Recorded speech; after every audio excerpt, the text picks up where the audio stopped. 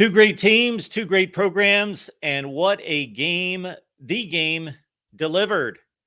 Wow, that was an awesome game. Hope you enjoyed it. Michigan fans, I know that you did. Ohio State fans, I know that you didn't, but still just understand it's a college football game among, again, great young men for the most part, we hope. And again, it was a tremendous game and didn't go the way I wanted it to, but still, uh, congratulations to Michigan. Congratulations to getting the job done, making the plays when they had to. Not a whole lot separates these two teams. Some of us knew that going in. Others thought that Ohio State would run away with it. Others thought Michigan was far superior team and would run away with it. But most of us that pay attention and understand, unlike some of the idiots that I saw on social media when it went to 14-3 Michigan, like they're throwing dirt on Ohio State's grave. I'm like, you people are morons who have never watched college football. Great game, phenomenal game. And again, bitter for the Buckeyes, sweet for the Wolverines, again, for a third consecutive year as Ohio State falls to Michigan 30-24. And it took a last gasp interception by Rod Moore on the pressure on Kyle McCord. Arm was hit, and he was going for Marvin Harrison down the seam, and it went right down to the wire. Marvin Harrison was at the 15-yard line. It was building up to a dramatic finish, and Kyle McCord played an exceptional game, as did J.J. McCarthy, as did just about everybody on the field. So certainly be proud of your team, proud of your players, regardless of who you root for. And unless any nonsense ensues after the game, it was just a tremendous football game. So we will get right to it. Again, Michigan headed on to the Big Ten championship game to play Iowa. Kirk Ferentz, I don't know what he was going through his mind watching this game, because this is just a whole different level of football than what they experienced in the Big Ten Western Division, but that's been going on for quite some time. So he's probably used to it and wasn't flustered or budged in any particular way in regards to how he views his approach coming up this week. So Michigan still needing to win next week to go to the playoff, winning the Big Ten championship. It's all up in the air in Indianapolis. Ohio State most likely will miss the playoff. Don't see a foreseeable route, even though it was a razor close game. So there is that. They got blasted in the fourth quarter last year and still reached the playoffs under much different circumstances. This Ohio State team, just as I had told people for the last 2 or 3 weeks, this Ohio State team, forget C.J. Stroud. He's a great quarterback, and he is proving that at the next level. It's a team, and this Ohio State team's better than last year's Ohio State team that got to play in the playoffs. So unfortunately for the Buckeyes, they will not get to prove whether they are the best football team in the country. Michigan will get to prove that, and we'll have that opportunity. All right, let's get right to it. We got Michael in here. Michael, we appreciate you being here at the Voice of College Football. Hey, Mark, how you doing today, sir? Hey, how are you? Good. I'm glad I seen 2 great games, because the high school state finals I worked was not a good game. 40-3 was the final score today. Okay. But I'm guessing that nobody cares about hearing about your high school football game today. I know. Okay, but, keep moving along, Michael. That said, though, I almost had the score correctly predicted and stuff like that. But the only thing I'm trying to figure out, though, on that end, do you think that was the right call to catch the fumble? The catch and the fumble by Julian Fleming by Ohio State? Yeah, when they were driving before the interception. Yeah, he took 3 steps. Okay, I wasn't sure it looked like. Now, in real time, I didn't know, but once they slowed it down, and I thought, he's secured the football, and it's not moving in his arms. Plus, he's taken 3 steps.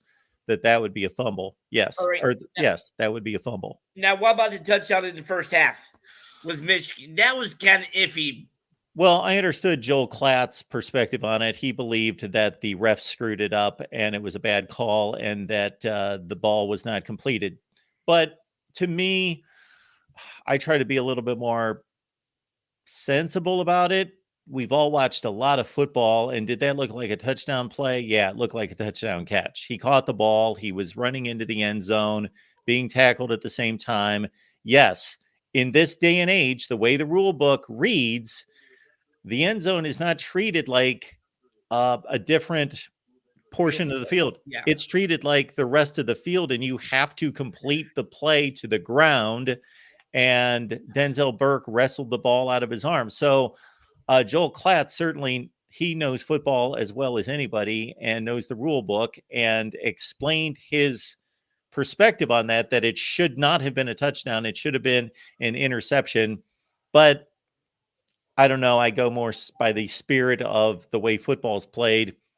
To me, that was a touchdown. But again, a controversial play. Ohio State can certainly whine and cry about that, and can use that as an excuse. But they had plenty of time to come back. But that was a tough call. Okay, now I got to ask you this. I'm not sure. Is the Rose Bowl part of the CFP this year? Is the who? The Rose Bowl. I don't know. I don't keep track of that stuff. There's 2 bowl games. It doesn't matter what bowl games. I don't know. I have no idea. I don't look into that. I think it's stupid that they call any bowl games college football playoff games. They're college football playoff games. They're not bowl games. No, they I know. They cease to be bowl games as soon as they're no longer affiliated with conferences and they are in the college football playoff. To me, they cease to be bowl games. So I don't know. I wasn't sure if they was going with the loss. They was going to, or is Ohio State going to do Year 6? That's what I was trying to figure out. Oh, if they're going to go to I got you. If they're going to go to the Rose Bowl representing the Big Ten. No, because I've heard that the loser of this game would most likely go to the Orange Bowl. Okay. I was just wondering stuff like that. All right. I know you got a lot of callers. Plus, you got to get another 2 post-game shows started and stuff like that. Thanks for taking my call, Mark. See you later tonight. Thank you, Michael. I appreciate it. Yep. All right. Let's keep it moving here at the Voice of College Football. We got Mike on the line. Mike, how you doing? Oh, I'm doing great. Mark, how you doing? I'm doing great as well. All the important things in life are what they should be. So I'm doing great. Congratulations. Yeah. Thank you. Yeah, I could always use some good news heading into this weekend. Yeah, you've got a few things going on. Yeah, so this will help me lift my spirits, help me mend a little bit quicker. Looking forward to the Iowa game. I mean, we could say, nothing's set in stone, but I mean, this, Iowa beating us would be like Buster Douglas over Tyson, or sure, which did happen, or like the 80 USA team over the Soviets. Yes, which did happen. Yeah, I know it would be that level of upset. Yes, like I have to say, it was a pretty fairly officiated game. I mean, I thought that. I think so. Yes. I thought it was a touchdown. The Roman Wilson catch. Now it didn't look like. Well, yeah, but it couldn't. I do as well. And there was nothing that really said you could overturn. Conversely, I didn't think that Julian Fleming made a football play on that last catch that he fumbled and Ibuka picked up. But so what I never understood about that term is, what is a football move? If you're running, what is that not a football move? In what way is that not a football move if you take 3 steps running with the football after you caught it? Well, I only saw 2, but I mean, now if he had taken a step forward, instead of laterally, east-west, that would have been what I would have called a football move. But like I say, it wasn't something that, if it was called in the field, it's not something you're going to overturn. So yeah, don't football players run laterally all the time? Yeah, but usually there has that in a situation like that would be what was considered a football move, quote unquote. But yeah, I always thought that was a stupid term and didn't make any sense to me. I think a lot of rules are stupid and don't make much sense, but they are what they are. Like if a player stood at the 50-yard line and he threw them a football and they caught it and just stood there and held the ball for like 20 seconds, they didn't make any football move. Did they not catch the football? As a Lions fan, it goes back. Remember the old Calvin Johnson? Oh, absolutely, I do. Yeah. That was horrible too, and it goes back to Des Bryant against the Cowboys and the Packers in the playoffs.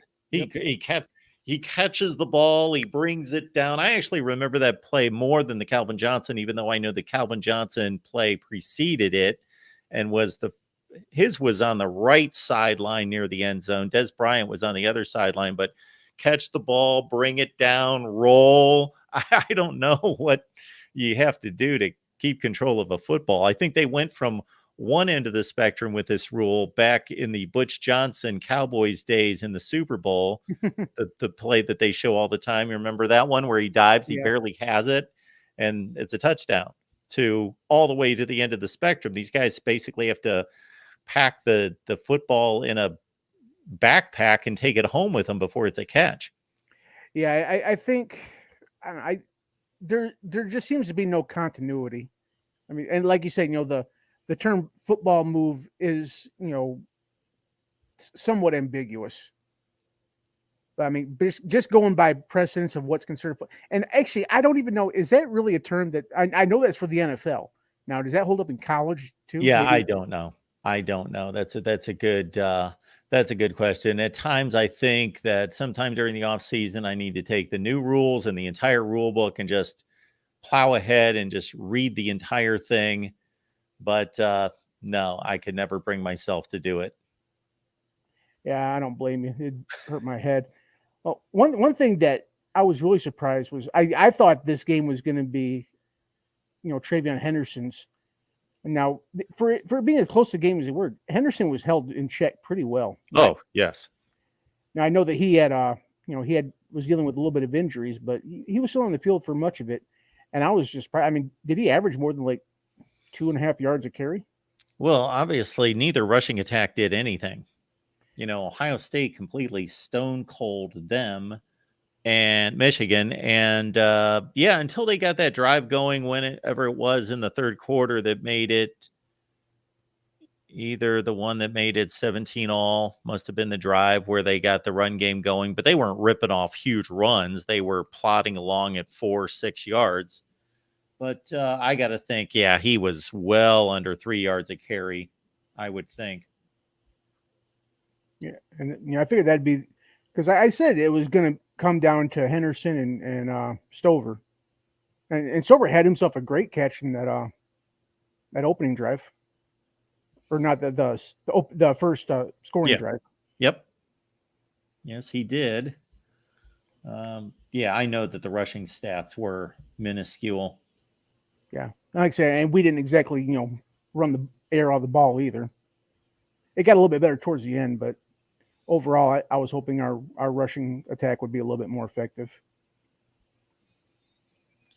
Yeah, so Blake Corum went 22 carries for 88. That's an even 4 yards per carry, and he was well below that at halftime. So, it did loosen up in the fourth quarter. Obviously, the last drive was key. They didn't score, but to keep the ball, they scored a field goal, but to keep the ball away for that long, they got the ball back with 6.5 minutes and killed it all the way down to a minute. So that was huge. So Corum 22 for 88 at halftime. He was 9 for 19. So he went 13 carries for 69 in the second half, and Donovan Edwards 10 for 31. Yeah. So, I mean, nobody really, busted open, but if you did hear a lot of cheering from Michigan fans there, that was the time when Alex Orji came in, a rare sighting of Alex Orji, and he broke off a really nice run because he did. A lot of fans. I mean, Orji's, he kind of reminds me of Cam Newton with significantly less arm talent. I mean, for a physical he's specimen, a bulldozer. He's like 235. Yeah, I mean, he's every bit a physical specimen as Cam. And now he couldn't, like I said, he could fall out of a boat and miss the water. But as far as a running attack, there's talk about him, returning kicks and maybe a good goal line package. I mean, he couldn't throw to save their life, but that was one of those moves that if it backfired, the thought would be, why are you taking out one of the best quarterbacks in the country to put this guy in? But it worked, and they limited it. They ran him twice, and I think that was it. Yeah, he was in for 2 plays. One broke off for it, about 25, 30 yards, and the other one kind of went nowhere.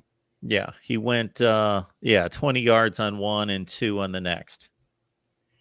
Yeah, so I mean, you're right though. If that had kind of blew up, Sharon would have had to answer some questions at the post game. Because it's kind of a tell, because if Orji's in there, he ain't throwing the ball. Make no mistake about it. I mean, it's a huge tell.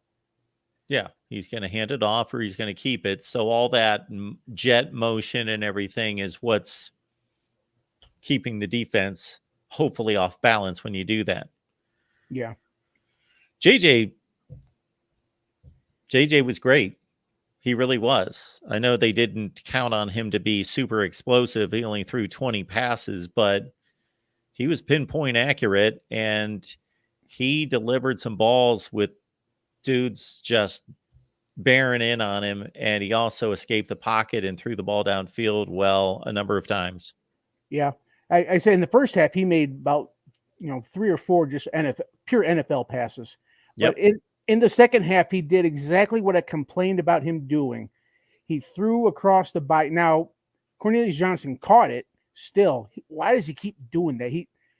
I hope if he makes it into the pros, some QB coach beats that out of him because that's a terrible decision. Which bought them another first down.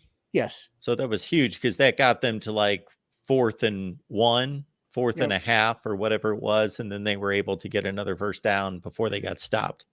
Yeah. And probably, secured the field goal. Plus it got them another first down.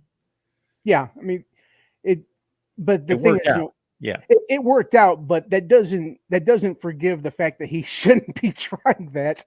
And, sometimes that's going to, screw you up. Like I said, in the Maryland game, he did that and it happened to not work. And then the following play, he threw a pick in the end zone.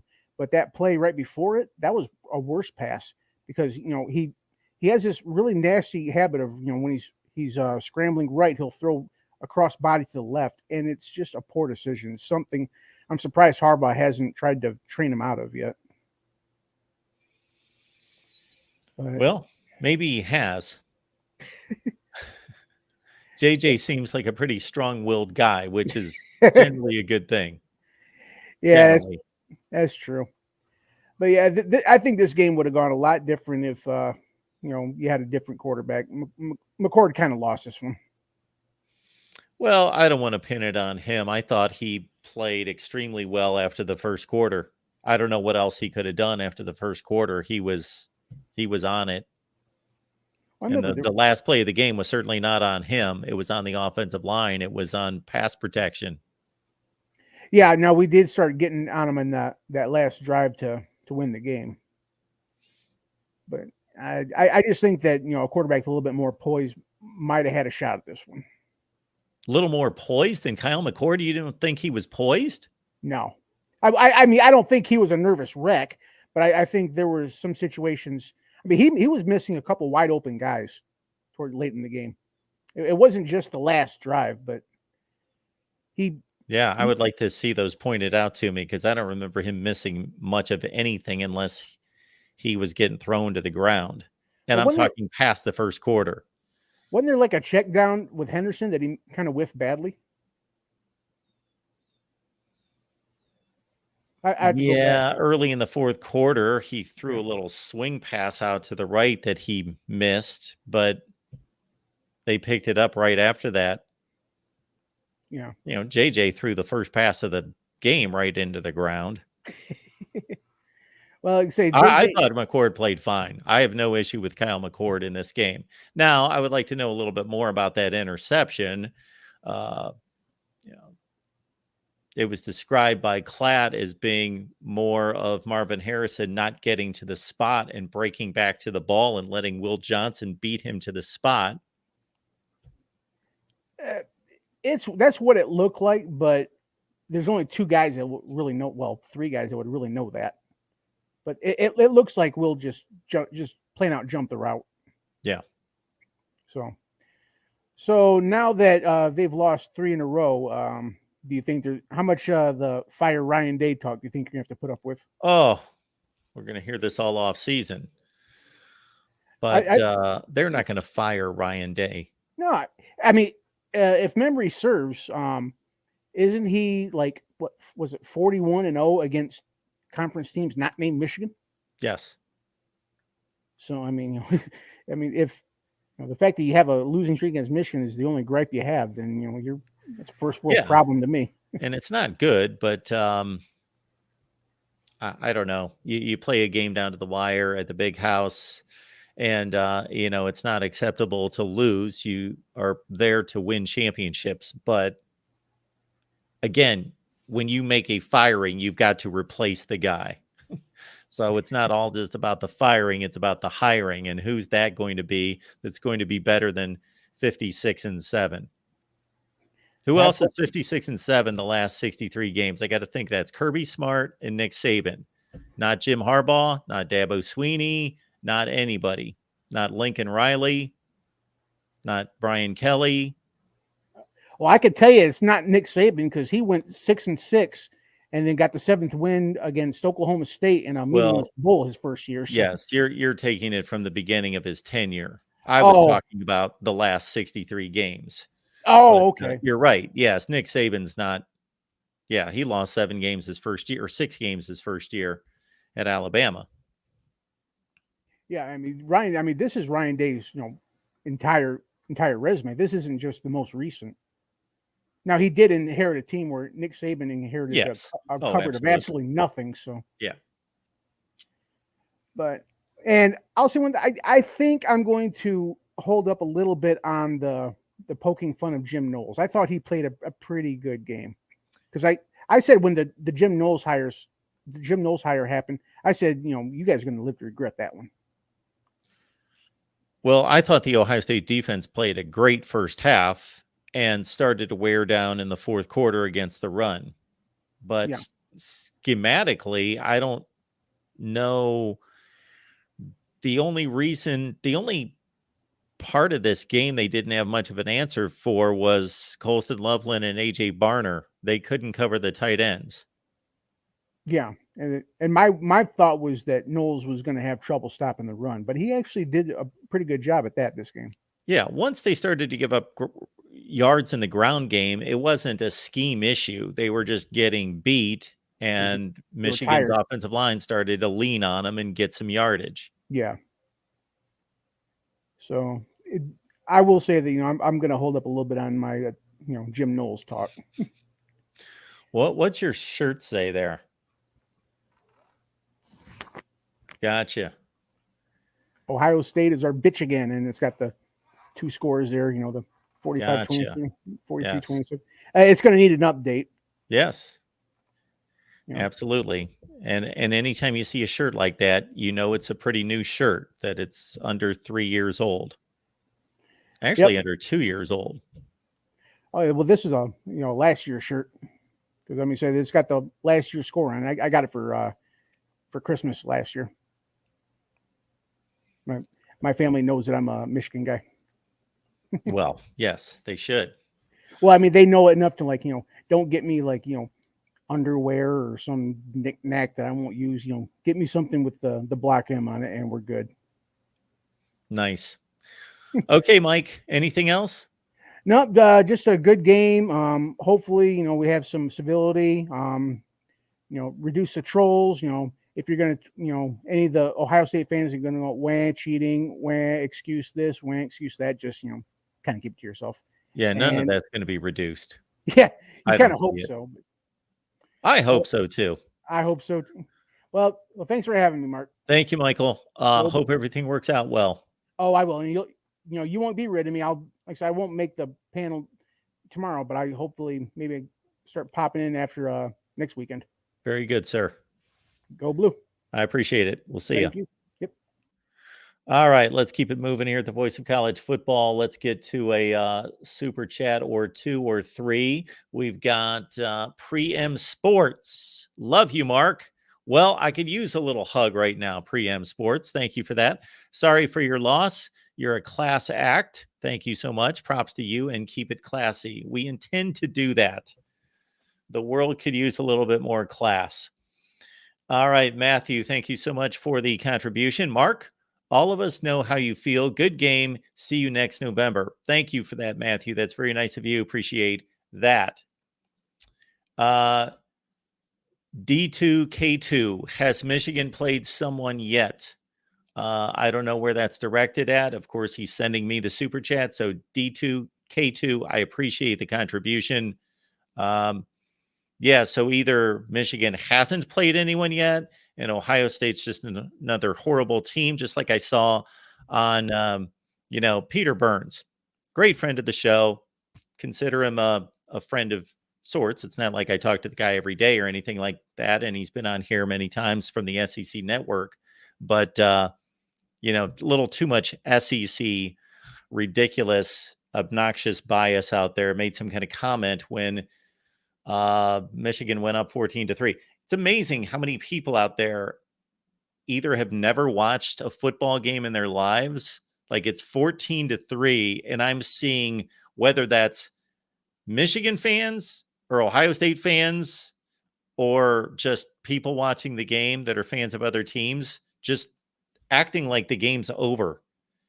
And it's like, have you morons never seen a football game before? It's 14-3. It's in the second quarter. Yes, that's an advantage. Oh my. If I had a staff that could track all the moronic comments that people make that are way, way ahead of their time, that are written way before they should be stated.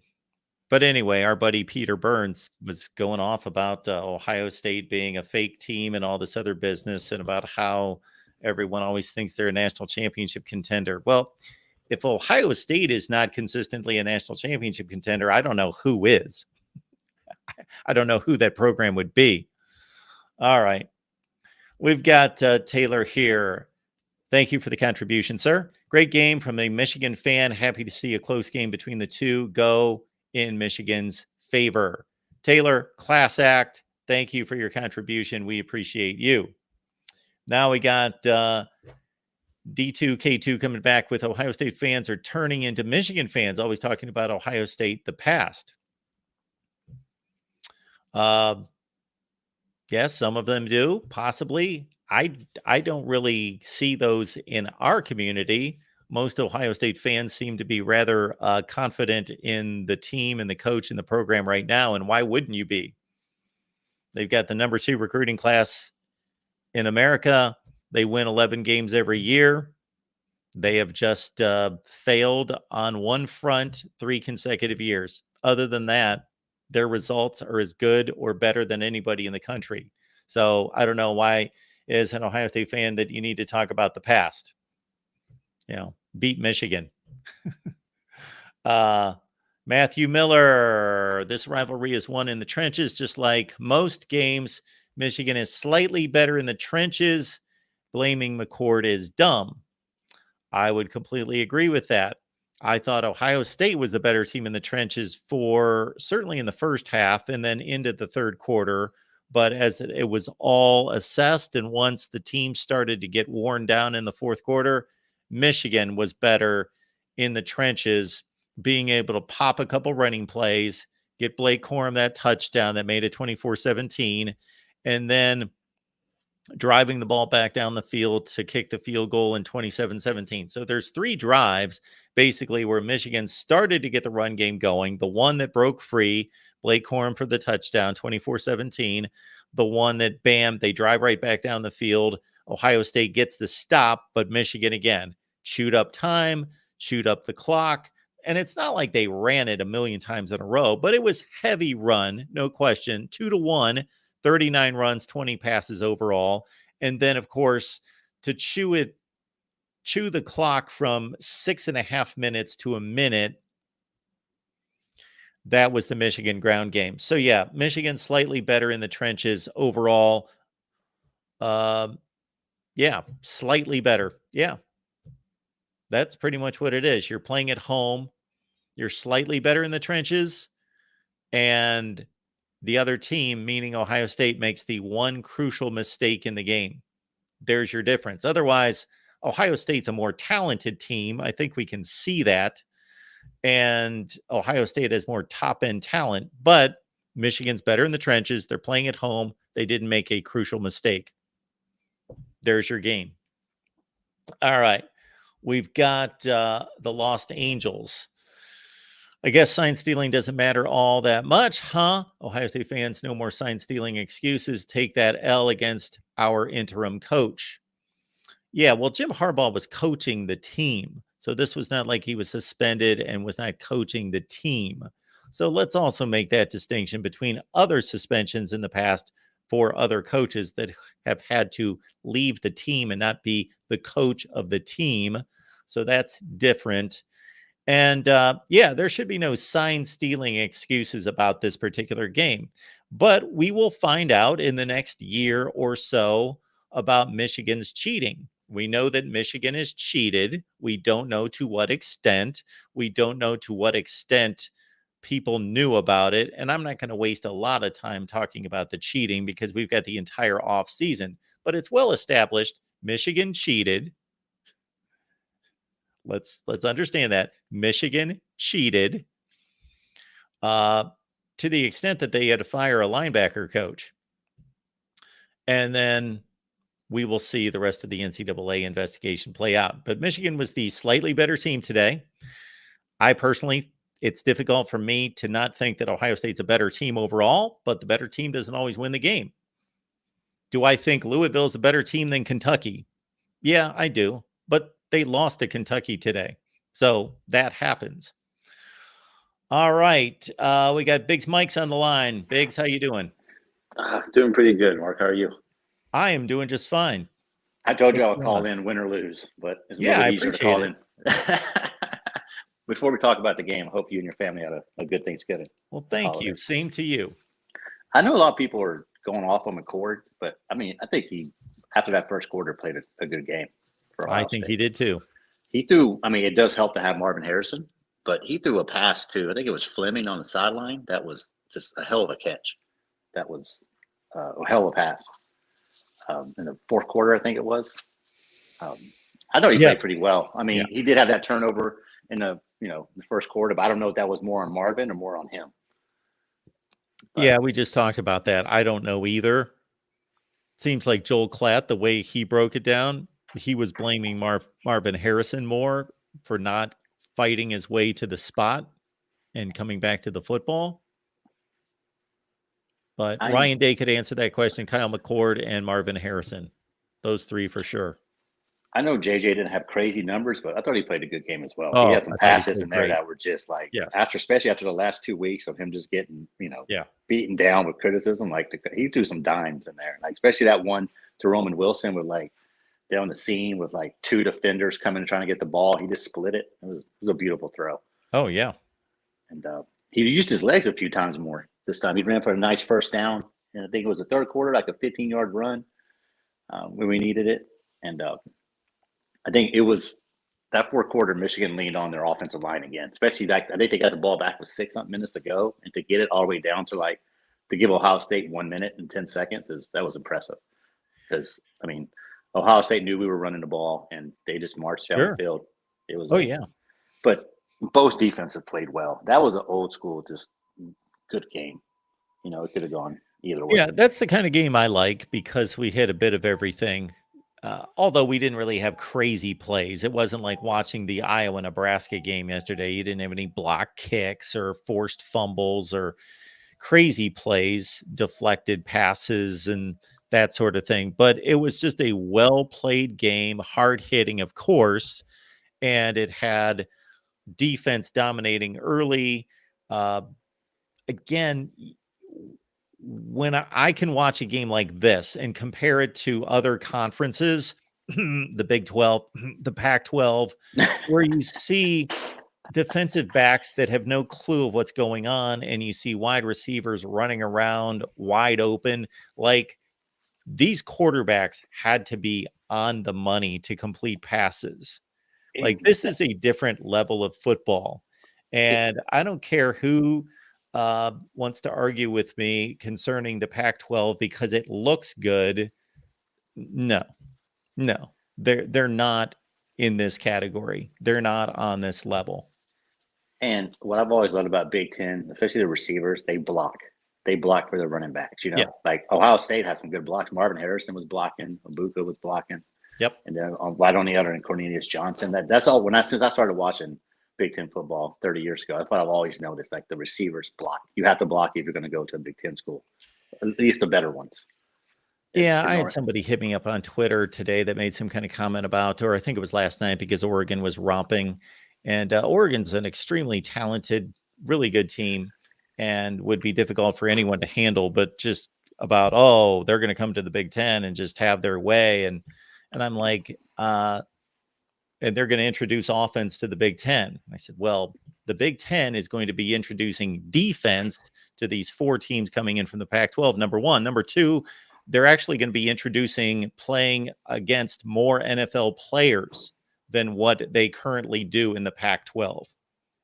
And whether or not they like it or not, that weather, when they get to these deep November games, that makes a difference too. You know, you're not playing on, like if they go to Ann Arbor or they go to Columbus, like, Washington or USC, they're not used to that November game when it's like 30 degrees. True to an extent. I don't know that they're completely what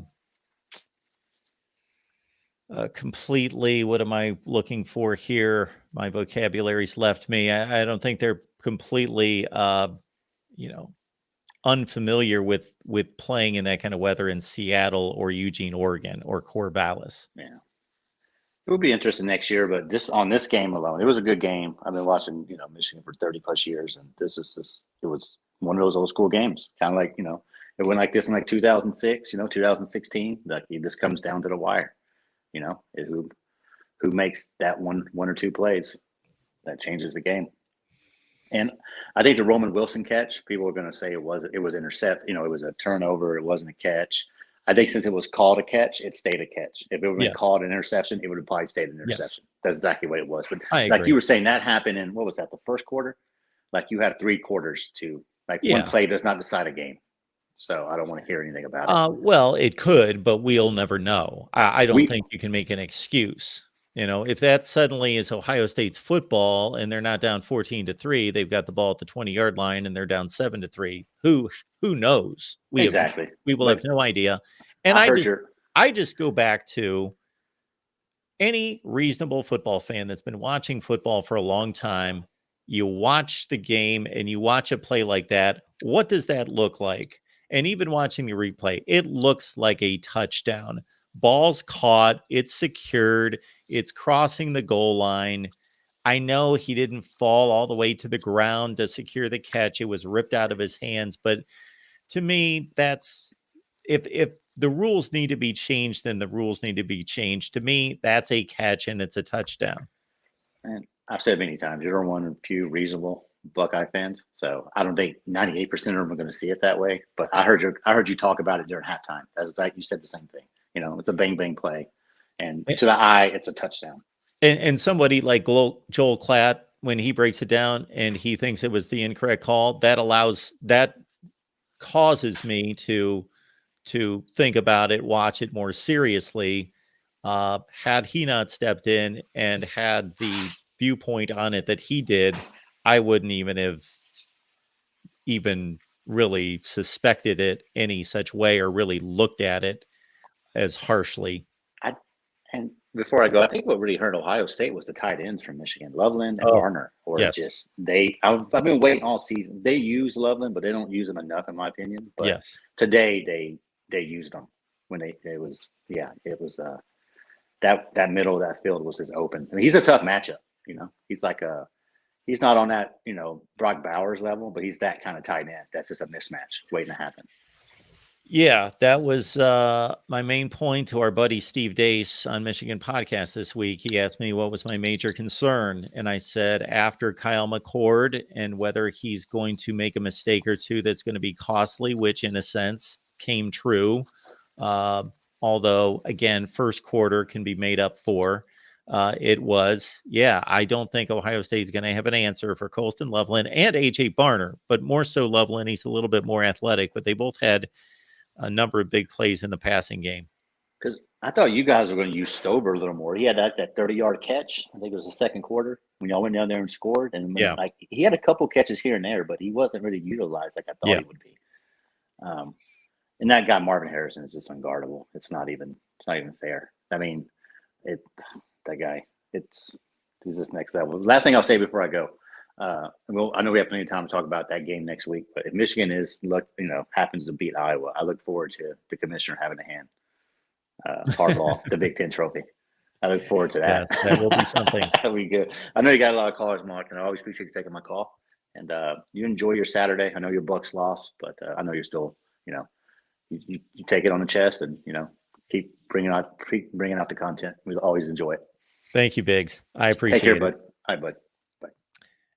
These losses get easier and easier as they come and as I get older. What can I say? I don't know that I would have ran a much better YouTube channel when I was 25 years old. Believe me, I would have been so much better. I was a better broadcast. I would have been so much better. I would have been more emotional, would have got more views, more clicks, because I would have been on here ranting and raving and chewing people out and being condescending and sarcastic and all those things that you people seem to like that comes out of me once in a while. But I don't know if I could handle after a Michigan loss when I was 25 years old being on here doing a YouTube. No. All right, let's keep it rolling. We got Jackson here. Hey, Jackson. How's it going? I'm How's good. it going, Mark? How's it going, Mark? Good. Well, got some questions. Do you Yeah. think Sharon Moore is the next Ryan Day? Is he the coach in waiting at Michigan, or is it an overreaction for me?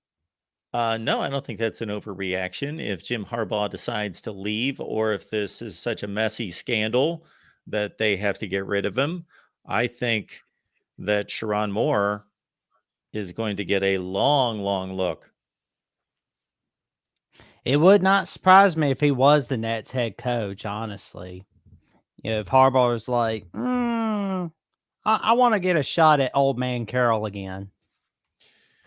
Yeah, Mike Ford says that that's an overreaction and that he will not be the next head coach. But I think that they will give him a huge consideration. What do you think about when people are comparing Ryan Day to John Cooper? I'm curious about that. Well, those people need to go back and look at records because there's no comparison between John Cooper's record at Ohio State and Ryan Day. It's a much more complicated answer than anything I could give you right now, but there's a few things on each side. One would be Ryan Day took over an elite program, one of the 2 or 3 best programs in the country. John Cooper did not. Exactly. So that's in Ryan Day's favor. However, John Cooper, once he got it, it took him about 5 years to get Ohio State going. Yeah, he lost to Michigan 10 times, not 3 times. He lost to them 10 times. And the 2 times that he defeated them, only one of those 2 was consequential to the national landscape. John Cooper won 70% of his games. Ryan Day's winning close to 90% of his games. Well, because I got a little something for some of those naysayers that are kind of throwing the baby out with the bathwater on Ryan Day. I can name you some coaches that have had some great records, but bad records against rivals. Dabo Swinney, when Steve Spurrier was coaching at South Carolina, he only won twice against Spurrier, once in 2008, once 2014. And Harbaugh, I know, had a bad record against the Buckeyes until 2021. Bear Bryant was pretty bad against Tennessee when he was coaching at Kentucky. Tom Osborne had a bad record against Barry Switzer. Yep. Ara Parseghi, that's another one. He had a horrendous, dreadful record against USC. And the only year they beat USC that didn't end in a natty was 1965. Yeah, that is all true. Dabo Swinney lost 5 consecutive games to South Carolina before ripping off 8 or 9 straight before last year. I would have to look up Aris Parseghi's record against USC. I know he was at Notre Dame, I believe, from 1964 through 74, something like that. Those were the years. Yep, he only had 3 wins against USC. 3-7. Yep. Yeah. Well, 2 of them were ties. You will ever see in the 70s. Well, and 2 of them were ties. I believe one of them was in 68. Okay. And one of them was 69 or 70. I'll have to look it So up it's like again. 3, but 6, and 2. Yep. Okay. Yeah, Tom Osborne. Hey, if Ohio State fans who are all over Ryan Day were around in the 1970s and mid 80s for Tom Osborne was the head coach at Nebraska from, I believe, 1973 and did not win a national championship until 1994. Now, you bring up the name Tom Osborne now, and everybody thinks dominant program, dominated the 90s, won 3 national championships. Yeah, he won 3 national championships in his 4 last years on the job. He had great teams, did remarkable things, consistently was playing Oklahoma for the Big 12 championship or the Big 8 championship at the time, but could rarely get over the hump. I would have to guess at his record, but I know at one point it was like 3-11 against Oklahoma, something like that. And of course, he could have kicked in the Orange Bowl against Miami and won the national championship, could have taken the easy way out, but he wanted to seal the win and go down in history as an undefeated champion. So then he had to wait another 10 years, 11 years to finally win a national championship. So yeah, people look at Bobby Bowden, anybody who wants to get on Ryan Day, and Ryan Day may never win a national championship. I have no idea. He has certainly shown that he's capable of winning one. But anyway, look at Bobby Bowden, look at Tom Osborne, those 2 guys in particular, and how long it took them to win a national championship. And they are all-time legends. Yeah. I mean, if they were coaching in today's age, they wouldn't be lasting long, unfortunately. Yeah, well, I don't know if they would or not. It depends on what the administration would they wouldn't be lasting in this social media age, is what they wouldn't be lasting through. It would all depend on who their bosses were. For sure. But I will say, if Ryan Day and Harbaugh are staying, Yep. this has the makings of a 2020 edition Hollywood reboot of a 10-year war. I mean, Yes. I think we could see something like that. Well, yes.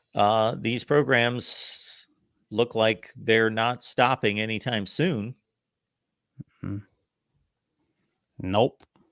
But, probably next year we'll probably see them play twice. But looking at Ohio State's playoff situation, they will need Texas to lose the Big 12 title game. And they will definitely be having to pull for Florida tonight against Florida State on ESPN. Yeah, there's so many dominoes that need to fall. Yeah. I think it could. I'm not saying it will, but it could happen. And as of right now, as I'm looking on my phone, Alabama's winning 10-7 with 11 minutes left in the second quarter. Now, if Bama winds up getting knocked off by Auburn, that's good for Ohio State. Yes.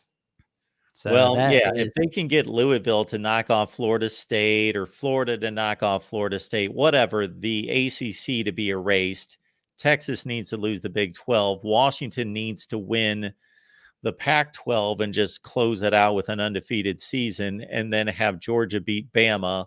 Then you're going to have Georgia, Washington, Michigan, Ohio State. Oh, yeah. I mean, it would not surprise me if we see Michigan, Ohio State both in the playoffs again like we did last year. Well, it's going to take some heavy lifting, so I'm not banking on it in any such way. Well, we've definitely seen some crazy things happen, and especially you are right. especially in the wonderful world of college football. Yes, I would have to go back 1 year to watch this same post game and see what I had to say about Ohio State's chances to make the playoffs. I don't remember what I had to say. I just think it was a clearer path. That's for sure. Yeah. Well, the path was much easier last year, but this year's path is much harder. But nobody's saying it can't be done. Yeah. Well, they have nothing to do with it. So It's going to have to be done by others. That is true. And Mark, thank you for having me on.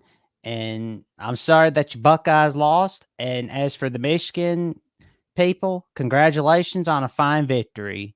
And the other Ohio State fans on the chat, I'm sorry that you guys lost for a third straight year. All right, Jackson, have a good one. You too. Stay safe, stay warm. It's cold out. All right, let's keep it moving here at the Voice of College Football. Let me pick up these super chats before we take our next call. Oh, here we go. Right. Let's see. I'm behind. All right, Taylor. I just got on and missed how you feel about the Wilson touchdown interception debate, how it affected the game. Let's see, that was sent about 25 minutes ago. So hopefully, Taylor, I answered your questions. A reasonable football rule book would not negate that as a touchdown. Let me say that. Okay. So check back. If you missed, we talked about it plenty, and I talked about it at halftime. But thank you so much for the contribution. Wolverine, Alaska, great win. This game stressed my heart, but it was costly. Yeah, Zach Zinter goes down. We'll see what the deal is with Will Johnson and his ankle. One of the best cornerbacks in the nation, one of the best offensive linemen in the nation. We've got GT. Here we go with the playoff talk. Yeah, Ohio State fans cannot let go of the hopes of winning a national championship. Believe me. So they're going to figure out any equation possible. All right, GT is saying, Mark, what do you think the chances are of the Buckeyes making the playoff now? Seems like less than last year. Yes, absolutely, much less. I think Alabama would get in first if they beat Georgia, even with a worse loss, in my opinion. Yes, need Alabama to lose. Georgia, just clean out the SEC. Washington, just clear out the Pac-12. Texas needs to lose the Big 12 championship game. The ACC needs to rid itself of Florida State. And that is your clearest path. So you need about 5 or 6 results. So the odds of that happening are next to nil. But it is possible. We've got Mustang Mateo. Thank you for the contribution. Appreciate that. Dan with the 5 spot. Thank you. Dude, stop with the Michigan cheated. Let it go. Michigan won today. Are you talking to me, Dan? I did not bring up the Michigan cheated. Did not bring that up. That was brought up. I basically, yes, confirmed we know Michigan cheated. And then said, we will not talk about that. We don't need to talk about it. We'll be talking about it for the next year. But we do know that they cheated. Okay. That's all there is to it. No asterisk. 3 in a row. Do we need to relive every questionable advantage? I don't know what ACAT means. Every questionable advantage. There were no advantages except what's been done in the past. And again, hopefully that's sorted out to the degree that it needs to be sorted out. So, yeah, when your team and your program cheats, that doesn't make you a bad person. Just admit to what the evidence is showing us. All right. We don't know it to what extent, but we do know that Michigan and Jim Harbaugh accepted a 3-game suspension. So I don't know of any program, any team, or any coach that would accept a penalty or a discipline if they did not know that there was something to it. Correct? Did anybody ever penalize you, give you something in regards to a work penalty or anything like that, a suspension, and it was not warranted, and you just said, okay, I accept it? All right. We've got Mowerman USA. Appreciate you being here.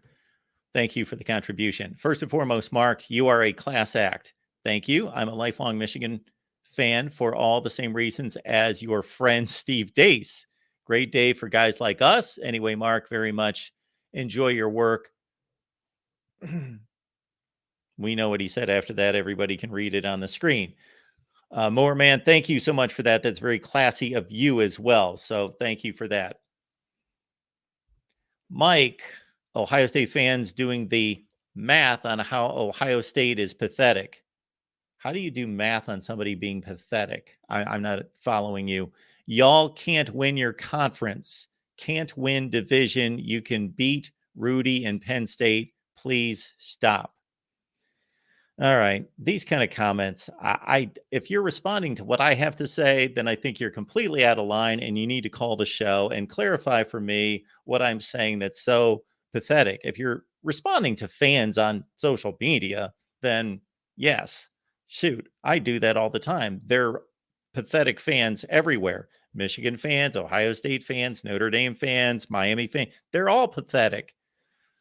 At least each fan base has those type of fans. So, Mike, if you have an issue with, you're saying Ohio State fans, so fine. I guess this is Mike's declaration and message to all of you Ohio State fans who are doing math. I would hope that we would continue to do math in this country because it's a depleting skill for sure.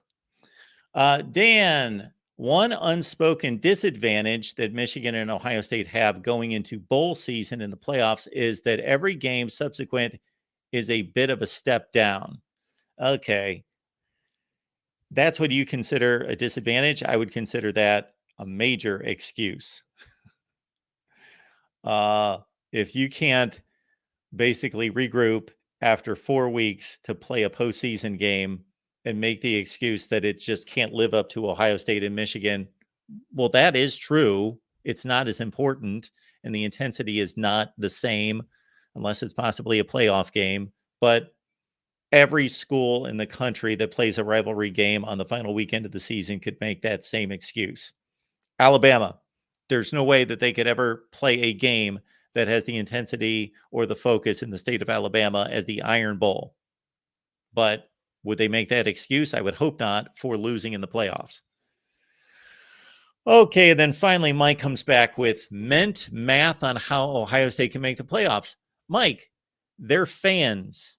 I'm a fan. You're a fan. We're going to be fans. If your team is used to going to the playoffs and being a factor on the national scene, and we're not talking about a 9-3 team here. They're 11-1. They just lost by that much against what some people would say is the best team in the country. They lost by that much. Then it's only natural that they are going to try to figure out a way that they can get into the playoffs. I don't see the problem with that. I don't see any issue with that. Okay. Yeah. Why take that away from them? You would be doing the same exact thing. All right. Let's go to Free Harbaugh. Hey man, what's going on, man? Not too much. How Hey, you doing? let me play this real quick.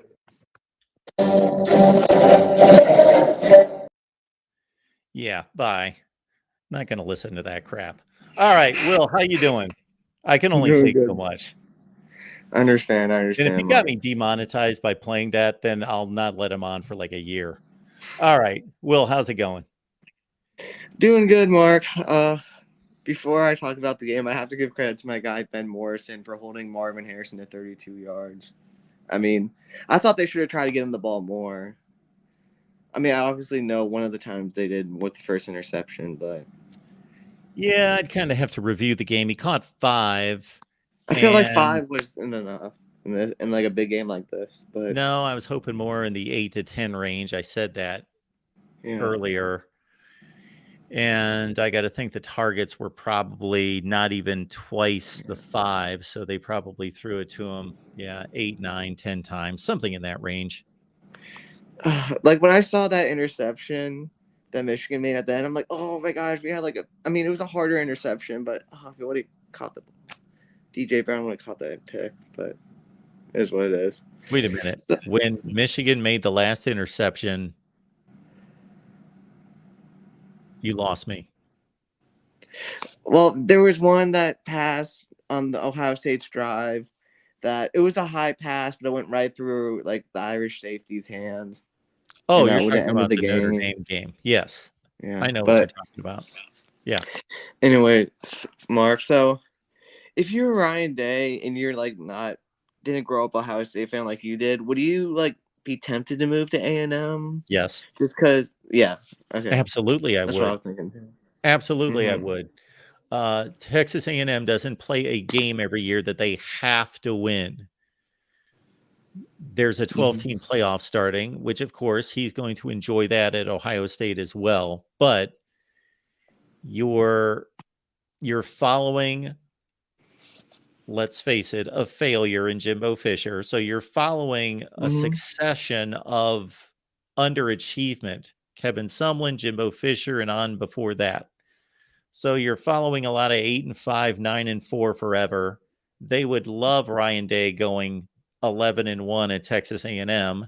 And again, if Ryan Day goes 11-1 and they lose to LSU the last game of the season, it's not treated in any such way like it is. Fresh start, doesn't have to. He's got to deal with this loss now for 365 days. It doesn't matter what they do between now and playing next Thanksgiving weekend.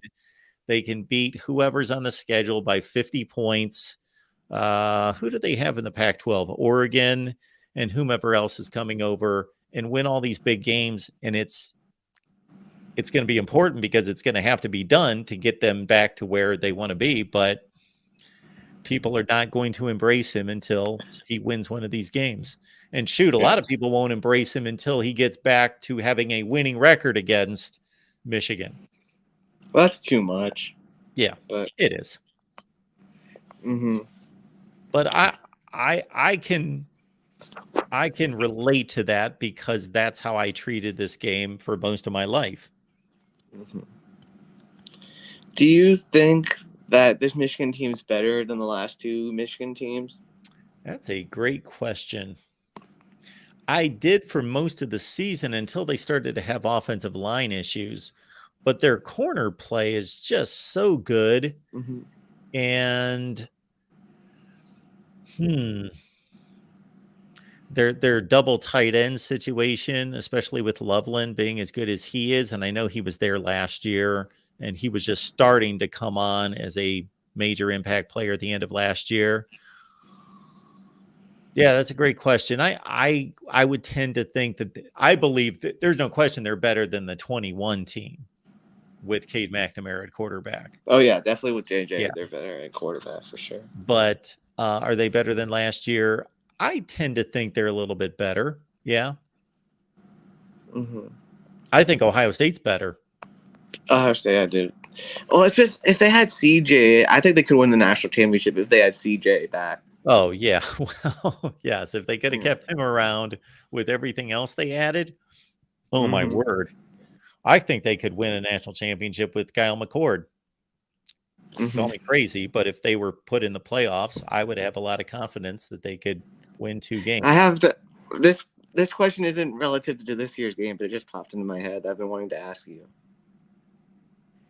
Do you think if Ohio State had Brady Quinn instead of Troy Smith, they could have beaten Florida? No, they got rocked in that game. Okay, that's what. And obviously, Troy Smith was a more mobile quarterback. Brady Quinn proved to be, obviously, he was a serviceable NFL quarterback. Yeah, I don't think there was that great a distinction between those two players. And at the time, I thought Troy Smith was a better player. Okay. Yeah. Well, I don't know. It'll be. You don't think that Iowa has any better of a chance? Do you think that Iowa's better than they were in 21? I don't know. I mean, I don't think it's that much of a difference. I still don't think the game will be competitive. But man, they are so close to what they've been the last 2 years and what they were 2 years ago. Deacon Hill, Spencer Petras, they're both pretty bad. No distinguishing running back. You know, Le'Shawn Williams is playing well, but are there 10 other running backs in the Big Ten that are better than he is? Yes. Do they have any wide receivers that are, you know, I was talking to Corey the other day and he was trying to size up whether he wanted to see Michigan or Ohio State. And I was just letting him know because he was saying, well, with Cooper DeJean out, Um, the Marvin Harrison matchup would be difficult, but I would rather he thought that with Cooper DeJean still in the game that he could negate Marvin Harrison to a certain extent, and that he would rather play Ohio State because he thought Michigan was a better team.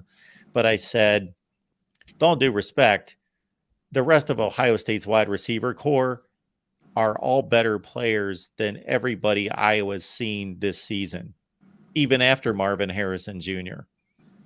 So, I think they need to use Cooper DeJean both ways.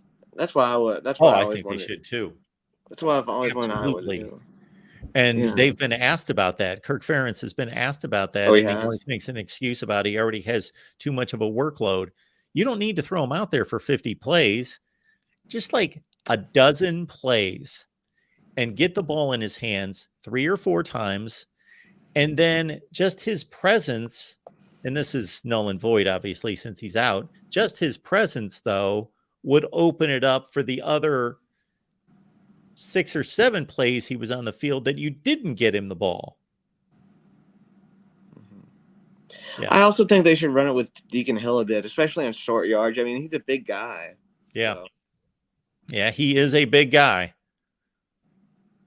Like, Deacon Hill looks like George Blanda from like the 1970s, like old NFL quarterbacks who'd been Sonny Jurgensen, who'd been around for like 17 seasons with a gut hanging out. It's hilarious. What was that one quarterback for the Giants? Really big guy. Oh, Jared Lorenzen. Yes. That went to Kentucky. Yes. That had about 50 different nicknames, and I can't think of any of them right now. One of them was about Pillsbury. Yeah, I can't think of them. Well, Mark, I'm going to go enjoy my rivalry weekend. Auburn looks like they're giving Bama all they can handle. They just had a huge run, and they're in the red zone now. Could take the lead. So very good. I hope they cover. Yeah. All right, Will. Thanks for dropping by. Thanks so much, Mark. All right, we will keep it moving here at the Voice of College Football. We got Jeffrey on the line. Hey, Jeffrey. Mark, how you doing today? Good. I mean, I cannot believe this day of college football. It's unbelievable. All these results, Ohio State and Michigan, what a game. I'm Ohio State fan. I think it's so funny, though, when you talk about looking at Ryan Day again and how they're saying that he's not good, he's struggling. I just don't understand this. It's unbelievable. It was a close loss. You cannot look at that and say Ryan Day has to go. It was a close loss. It was a fantastic game, but he's nowhere near that point. I mean, we talked about it last night, but Ryan Day should not even be talked about of getting fired and all whatsoever. Yeah, there are 2 coaches that have better records than Ryan Day over the course of his coaching tenure, and that's Kirby Smart and Nick Saban. Not even Dabo Swinney does. Lincoln Riley, Jim Harbaugh, James Franklin, whomever you want to throw out there. So I don't. I understand it. This game is that important, and Ohio State fans desperately want to win this game and don't want to hear it all year. So I get it. I've been there, but you can't negate all of the positive things that he's done with these 3 losses.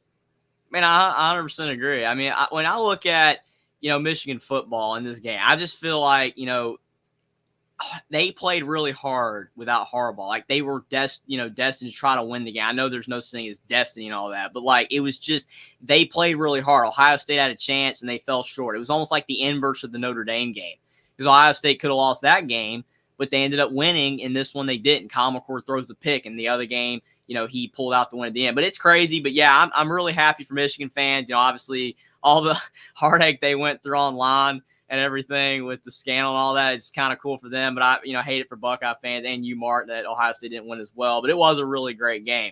But a couple other things. I know this is Ohio State, Michigan. That's why I almost didn't call in because I know you have the show tonight. There's so much stuff happening right now. I got to talk about really quick about Jonathan Smith. I don't know if you're going to do a live stream on it by itself, but I feel really bad for Clint Mose, Connor Johnson, all the Beaver fans. That's a back-breaking loss. If they do not join a power league and Jonathan Smith, him being gone, and they can't hire a coach of his, I guess we didn't know how good he was going to be when he got hired, but of his caliber, they're done. They're absolutely history. They're going to fall behind, and they're going to be never heard from again outside of maybe if they win the Mountain West. I'm just saying, like, they're not going to be able to compete on the level of the Power 4 conferences, Big 12, ACC, Big 10, SEC. It's just over if they do not join a power league and they can't hire a comparable coach. That's why he's gone, because he knows Oregon State's basically in trouble. Their history, if they cannot join a power league, he doesn't obviously believe they are. Michigan State paid him a lot more, which is nothing wrong with that. Getting paid more, going to a bigger job, that's awesome stuff. I'm never upset when a coach does that. It sucks for a smaller program, but I don't blame him for leaving to go to Michigan State. But it just feels like for everybody trying to hope for Oregon State's, best interest that they can survive this, this just seems like another step that they're not going to be able to fix this. They're not going to get into a power league. They're going to fall into the Mountain West, and they're just never going to really be heard from again at a competitive standpoint at the top of college football. Not that they really are, because, you're talking about Alabama, Georgia, and all that, but you know what I mean. It does stink for Oregon State. Happy for Michigan State fans, though. Yeah. I did not know that was in the works until a few days ago. Mm-hmm. And Michigan State did about as well as they could to recover from that Mel Tucker situation, because Jonathan Smith is amazing and he's an exceptional coach. And for them to be able to lure him away, and they just fell into a great situation themselves by what's going on at Oregon State. I wouldn't be so quick to damn Florida State or Oregon State to the abyss for the rest of history, but I get that, because other things have happened. If you would look through the history of college football, many people believe that this realignment is not over, but it's not good. I'm not in any way trying to minimize it. It's a punch in the gut, a double punch in the gut. Absolutely. Yeah, I don't think their history for sure, like completely, but it just feels so close, like they're teetering on the edge. And it's sad because obviously I never knew any Oregon State fans until, I found your community a couple years ago. And it's, again, a fantastic community of people. And I do, really like the Oregon State fans in chat. And it's just, it just feels really bad for them. That's all I can say about that. Something else I want to bring up really quick. You mentioned Deacon Hill. He reminds me of Nate Stanley, but shorter. He's like Nate Stanley, just big back there in the pocket, but Nate Stanley was way better at passing the ball than Deacon Hill. I'm just talking about like body type, they're similar. It's just really interesting that when you mentioned, I forgot to mention this last night. I had it written down. I forgot to mention it. When you talked about with that one guy that was talking about Iowa went 10-2 and they fired their OC, and same with Penn State last night, it made me laugh because it's like, yeah, but why did they go 10-2? Was it the offense? No, it was the defense and their special teams and just enough offense every now and then. No, their offense is terrible. That's not why they went 10-2. The Steelers fired their offensive coordinator in the pros and they were going 6-4. It's not because of the offense. Even the kicker said that it's not because of you, offensive coordinator. So just because your record's good doesn't mean that, offensive coordinator is doing a good job. That's why he's fired. They went 10-2, and they know joining with these new teams in the Big Ten that the divisions are gone. Iowa's in big trouble as well. They're going to fall behind. They're going to go 6-6, 7-5, even though Corey disagrees with me. In the Big Ten, if their offense doesn't get better, that's why they fired their offensive coordinator. But I just wanted to bring up the Deacon Hill, Nate Stanley. Well, if Iowa had the offensive production that Penn State has, they wouldn't be firing Brian Ferentz. Oh, no. Of course, because their standards are lower. Penn State standards are higher. They want to be Ohio State, Michigan. They're not doing it. And that's why they got rid of him. It's crazy. Another thing really quick, because I know you probably got a bunch of people in chat. I'm sorry about not coming on immediately. Usually I'm ready to go, but I was like in another room because of the fact that, you had a lot of callers. So I thought I'd be further down the line. But, yeah, you talk about Louisville. I didn't want to do it. I don't like, I guess I won't say rag on a fan base, but I like Louisville fans. I know Austin. He's fantastic. Friend and everything and his team and stuff, but I knew Louisville wasn't that good. I should have picked Kentucky. I should have done it. I was this close. I picked Louisville to win by like 3, and Kentucky wins. Terrible Kentucky. They've been awful all year, and they beat Louisville, and Louisville's out of the playoff conversation. They never were in it, but it's funny to me because people thought Louisville was a top 10 team, and they're not a top 10 team. A top 10 team does not lose to Kentucky at home. They just don't do that. I mean, that was just funny to me. Yeah, well, we had about 3 people call or write in the chat last night. Is there any way that possible that Kentucky could beat Louisville? And I was like, yeah, Yes. Of course course, they they were can. like, people were telling me there was no way Those 2 Kentucky would teams win, are and like I'm like, that. Kentucky, it looks bad because they're in the SEC. They've lost to Bama. They've lost to Georgia. What if Kentucky was in the ACC, played Louisville schedule? They might have the same record for all we know. I mean, They they might. could be 10-1 like Louisville was. Yeah, they were playing Virginia and Georgia Tech every week. Like, That's and why and people don't Louisville understand. The obviously schedules missing are North different. Carolina, Clemson, and Florida State. I can't stand the argument that you are what your record says you are. No, you are not. Indiana is a bad football team. They are bad, but they lost their last 3 games by 1 score to Purdue, Illinois, Michigan State. If they win those 3 games, if those results are flipped, they make a bowl game. People still are going to think Indiana's terrible. Again, they're not a good team, but neither's Boston College, and they're going bowling because they beat up on Army and UConn and Northern. I talked about last night. Yeah. Your record is not indicative of anything. It's who you beat. It's who you play. That's why your top 25, it actually makes sense that you have on your jacket right there. Fantastic merchandise, by the way, at the Voice of College Football store. But the thing is that your top 25 makes sense because you base off who you play. Your Louisville is not a top 10 team just because they won 10 games. They were never a top 10 team. They were a top 20-ish team. At best, at the absolute best, and no one believed me until now. And I'm just glad that I'm not glad they lost, but I'm just glad people realize it now. But I hate when people say they were frauds. They're not frauds. They just played a bad schedule, won their games, and now people realize they couldn't beat a marginal SEC team on their own field. I remember that phrase being uttered first in the NFL, where it makes total sense. You are what your record is. But how did it bleed over into college football? Because in the NFL, it makes a bit more sense because you play a lot more fair schedules. But in college football, it doesn't make any sense. I mean, how many years have we seen Clemson, win all their games and they've played no one? Like if Clemson was in the SEC or the Big Ten, they would not have won all their games. It's not that Clemson wasn't good. They won 2 national titles under Dabo, but some of those years, they were not great. They just kept getting by against Georgia Tech and North Carolina. They beat North Carolina that one year because North Carolina didn't get a 2-point conversion, and Carolina was a 6-win team. And Clemson's like, we're really good. It's like, no, you're not. You're not elite. You're just winning, and your record's pristine because of the fact that you're playing garbage football teams. It just isn't. I don't understand it. We're in 2023 and people have metrics and data, which metrics and data, no rankings are perfect. No data is perfect, but you just look at teams and can say a team, because I had a lot of people tell me like LSU was a lot worse than Louisville. Louisville's better. I'm like, LSU's better than Louisville on paper. Does it mean that Louisville could not beat LSU in a football game? No, Louisville could, but LSU's a better team on paper, and they would win more out of times out of 10. People use that phrase. I don't even like that phrase either, but it's just the way that it is. I mean, Louisville probably will beat Kentucky 6 out of the 10 times, but Kentucky proved that Louisville was not an elite team because Louisville couldn't win the game. And Louisville struggled against Indiana, NC State, Georgia Tech, Virginia, etc., and they lost to Pitt. No team in the top 10 is losing to Pitt. Absolutely no one. Alabama would not lose to Pittsburgh. I mean, anything's possible, but they're not losing to Pittsburgh. No. No. I mean, that's the funny thing about it.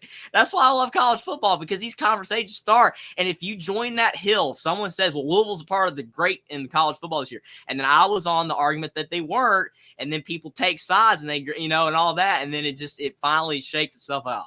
I am pretty confident Alabama could take its first line of starters off the field on both sides of the ball and play all second team players and beat Pitt. They would destroy Pitt. And the thing is, I had a lot of Louisville fans saying to me that if Alabama played Louisville in the bowl game, if they were in the New Year's Six game, Louisville would win. And I said, yeah, if Alabama had a lot of opt-outs, Louisville could win. Just like Cincinnati almost beat Georgia when Georgia had all those opt-outs. But if Alabama had a full team, there's no way Louisville is beating Alabama with all the starters in. Would even be close, more than likely, most of the time. It would not be a close game. It's not, again, nothing against Louisville. Brom did a great job, but they're just, again, not a great team. Alabama's better. Like you said, Alabama in your mind is still a part of the top 4 teams in college football, even though they lost, and they're struggling right now against Auburn. But they're just not great. Louisville's not, and Alabama's just better. Yes. when people bring up transitive property doesn't work, I completely agree with that. That doesn't mean that there isn't some truth to it. Obviously, you're comparing scores between teams, so there's some truth to it. What does make sense is a resume. Looking at the team and their results and their level of dominance against the opponents for 5, 6, 7, 10 weeks, 12 weeks at this point. That's what matters. And your record is part of that. It's a portion of that. But then you have to, yes, extend it out to who did you play?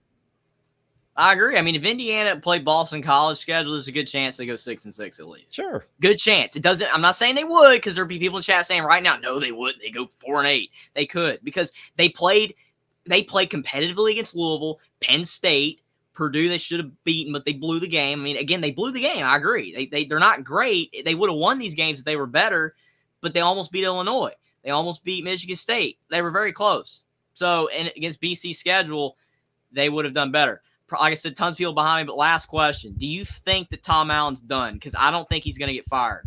I really don't. $20 million buyout. It drops to $8 million next year, but everybody on Twitter is saying Tom Allen's going to be fired tomorrow. I don't think it's going to happen. So I take it that they lost today. They did lose to Purdue 35-31 at the end. They again, so close. Like the last 3 games, they lost by 1 score every time. They're like Nebraska now. So they finished 4-8? 3-9. 3-9. But they were competitive against 5 teams: Louisville, Penn State, Illinois, Michigan State, Purdue. Lost by 1, scored all of them. And they finished 1-8 in the Big Ten. Mm-hmm. So I believe they are now 2-25 in the Big Ten the last 3 years. Something like that. His record was 24-22 after the 2020 season, which was better than Jonathan Smith's 34-35 at Oregon State. But again, did a remarkable job out there, miraculous at Oregon State. But Tom Allen's record now is like 33-48. It's regressed hard, but he's got a $20 million buyout, and they almost won all those games this year. I know they didn't win, but to me, at a program like IU, which again shows you that they don't prioritize football, I just don't think they're going to fire him, because, I mean, I think I've talked to you now for a year and a half. You know, the first time I called you was like last March, 2022, and it's been a fantastic last year and a half, all the conversations we've had about it. But you said to me then you didn't think Tom Allen was going to get fired, but it's getting close. Well, that was a long time ago. It's getting close, but still, I think he's good. How long have we talked? 2 football seasons or 1? And they've lost. It's been 2 years. That's a lot's transpired since then. But it's Indiana, and he's got a $20 million buyout. 2-10, 4-8, 3-9 the last 3 years. And I have stated myself that and posted videos to say if he doesn't do something significant this year, and Indiana significant means get to a bowl game, that he's going to get fired. I think he's going to get fired. So you think Indiana football is going to fire and give him $20 million? Because to me, I just can't wrap my head around that. $20 million at Indiana. Indiana football, especially starting in 2024, is going to be earning more in TV revenue than every school in the country except for 17. But who are they going to get? Who are they going to hire? If Indiana doesn't take football more seriously, the Big Ten should say bye. So again, you're using that logic, like, because you told me Indiana wasn't going to leave they weren't going to kick him out of the Big Ten, but you're saying that the Big Ten should use it against them. Like, if you're not going to win, we're going to get rid of you. So it's like to put pressure on them to win. Somebody's going to lose games in the Big Ten, but if they're not taking football that seriously, where they're going to allow a coach to go 9-27 and go 2-25 in the Big Ten. They were this close to being 7-5 though this year. Yeah. I'm like the last defender of Tom Allen. I realize that at every other school in college football, he'd be fired right now. I get it. It's Indiana. They gave him the big contract, $20 million. But I do agree, though, because the changing landscape, that's why Michigan State hired Jonathan Smith. These teams want to win. They want to win now. They know they have to do things, better, or they're going to fall behind, even if they are in the 2 big club conferences, SEC, Big Ten. If you don't do the things you got to do, I get it. Indiana should fire Tom Allen. I hate it because love Tom Allen's energy, especially when they were winning 3 or 4 years ago. But like you Yeah. said, it's been 3 or 4 years ago. But who are they going to get? Who's going to want to coach at Indiana? Yeah. I just don't know. Energy is only about 10 or 15% of the equation of getting the job done. So he needs to add a lot more to the energy, and he's already proven that that's not going to happen. So he needs to be fired. Mm-hmm. Well, we'll see. I'll definitely talk to you about it if he does get fired. You know, like what you think, like who's going to get hired? Because I have no idea. I can't even wrap my mind. Because people keep saying Jason Candle at Toledo, but you're going to fire a guy for $20 million and hire a MAC coach. It's nothing against Jason Candle. He's done a great job at Toledo, but a MAC coach, would he work? Billy Napier's not working at Florida right now, even though he's recruiting like crazy. But I don't know. It's interesting because Indiana, to me, if you're going to fire him, you have to hire the right guy. You got to get someone that's actually going to get you 6 wins, or otherwise keep Allen. Because, I mean, you're going to lose, you know, if you hire a bad coach and then you're just out more money. Why are you concerned with Indiana's finances? I don't know. I mean, I think you would be more concerned with them winning football games. You're a fan. You're not running their budget. That's why I think they're a hilarious program, that they've been in existence for over 100 years, and they're the losingest program in the Power 5. And they've gone through a myriad of terrible coaches that haven't won anything. And they finally got a couple of decent coaches, and the last one resigned in Kevin Wilson. And now with Tom Allen, he did good enough to get a big contract that Indiana's never had before. And now Indiana's going to have the biggest buyout in history by far. I mean, they usually fire coaches and only have like $3 million left on their deal. $2 million left. This is $20 million. So it's just gonna be crazy. I'm not concerned. I mean, they're loaded. I mean, they can do what they want. Like you said, I think they're dumb if they don't fire them in a way, because you're basically resonating yourself that we're just gonna lose. So it is what it is. But you're right. I mean, I don't disagree. There is no coach in the history of college football that has reversed from 2-25 in a conference or 9-27 to win anything significant. So it's just not gonna happen. He is not the answer. He's not the guy. Bye. I agree. And He's I mean, paid way if he too was much better, money. they would have won these close games. They would have found a way to win these close games. I get it. And they didn't win, so something's wrong. Yes. And this season was a gift. So he blew that. So. Well, definitely, I won't be able to, I guess, talk about Tom Allen, since everybody, even Mark Rogers, the voice of college football, says it, so it must be true. He's gone. Tom Allen, I tried for years. I really did, but it's all over. We'll see if he gets fired, and hopefully Indiana, the losingest program in the Power 5, can win. Because right now, Alabama's struggling. I need them to win. Family will be upset if they don't. But I need Indiana to win something. I need them to do something, because it's ugly right now. If not, they'll be Oregon State in a hurry. They'll be dropped out in a heartbeat. All right, Jeffrey. Appreciate you being here, man. Thanks for having me on. I might call in later tonight, but I appreciate you for taking my thoughts. And I'm, again, sorry that Ohio State lost. Everybody like and subscribe to Mark, and we got more football today. It's going to be awesome. Thanks, man. All right. One last super chat. I'm going to hand it over to John. No knock on Indiana football, but I think we lost like 50 people talking about Indiana football like in 3 minutes. So maybe I will do Indiana live streams that the 13 people that care can join us for that. And we'll even allow John, of course, to bring it back to a Michigan-centric discussion here. But before we get to John, want to remind everyone that cares about the SEC that we've got an SEC channel that we would love for you to check out. The links in the description section. And then also, Adam is asking me now where you rate Michigan. Mark! Top 25, that actually makes sense, comes out on Sunday. That's my answer. They will be ranked appropriately. How about that answer? There's the answer. There it is. They will be ranked ahead of Ohio State in my rankings. They will be ranked much below Ohio State in my heart. How about that, Adam? Well, we appreciate the super chat, Adam. Yes, thank you so much for that. Well, Mark, it was a good game. I mean, probably I would argue the best of the three. Oh, yes. No question. Instant just for classic. a football game, for people watching a football game. Yes. Oh, yeah. Yes, I mean, absolutely. It wasn't even close. Yes. It wasn't a domination in the trenches by one team. Like Ohio State played the whole game. And I mean, I think CJ Stroud, or a similar level quarterback gets that touchdown in the end. It could be wrong, but I think I mean, I think it was so close, and like JJ just made a couple of NFL level throws on a rope between two defenders, and I think it was just that little bit of additional game experience. But like that was the closest game out of all three by far.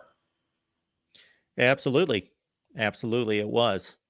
And we will live in the aftermath of it. And now it's on to the Big Ten championship game for Michigan. Absolutely. And it's on for Ohio State, most likely to play in a New Year's Six bowl and have a ton of opt-outs. Well, yeah, that, I mean, it's going to be interesting because, you know, I keep saying, well, Michigan's losing the whole offense next year. Well, Ohio State's losing quite a bit too. I mean, and a lot of them are not going to.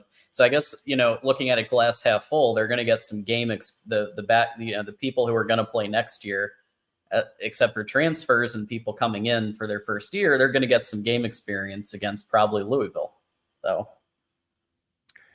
And we know that this being the final regular season day, that Black Sunday, Black Monday is coming. There are going to be coaching changes. We've already seen Jonathan Smith go to your hated rival, Michigan State. That's a major coaching move out of them.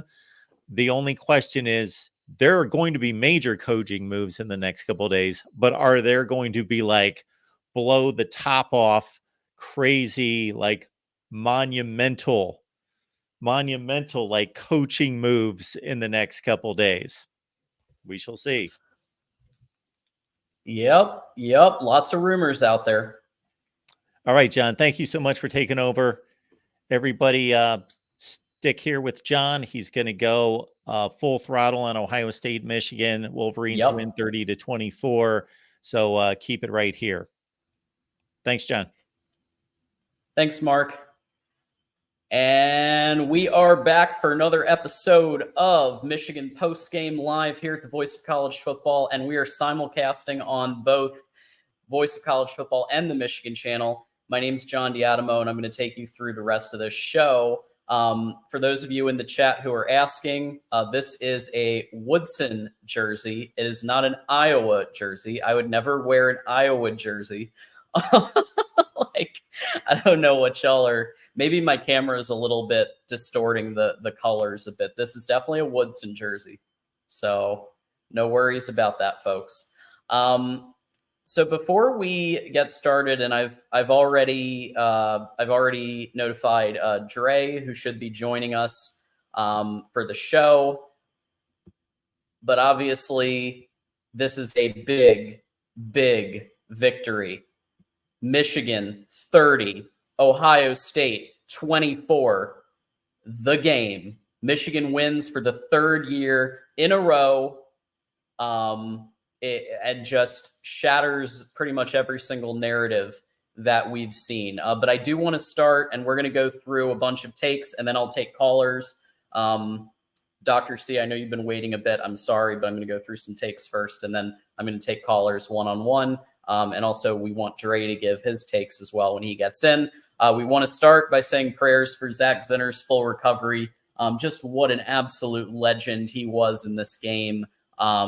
He has put it all in for Michigan these last few years. And I hope, from what we've heard from Sharon Moore, I'm pulling up the news from the conference, the press conference as we speak.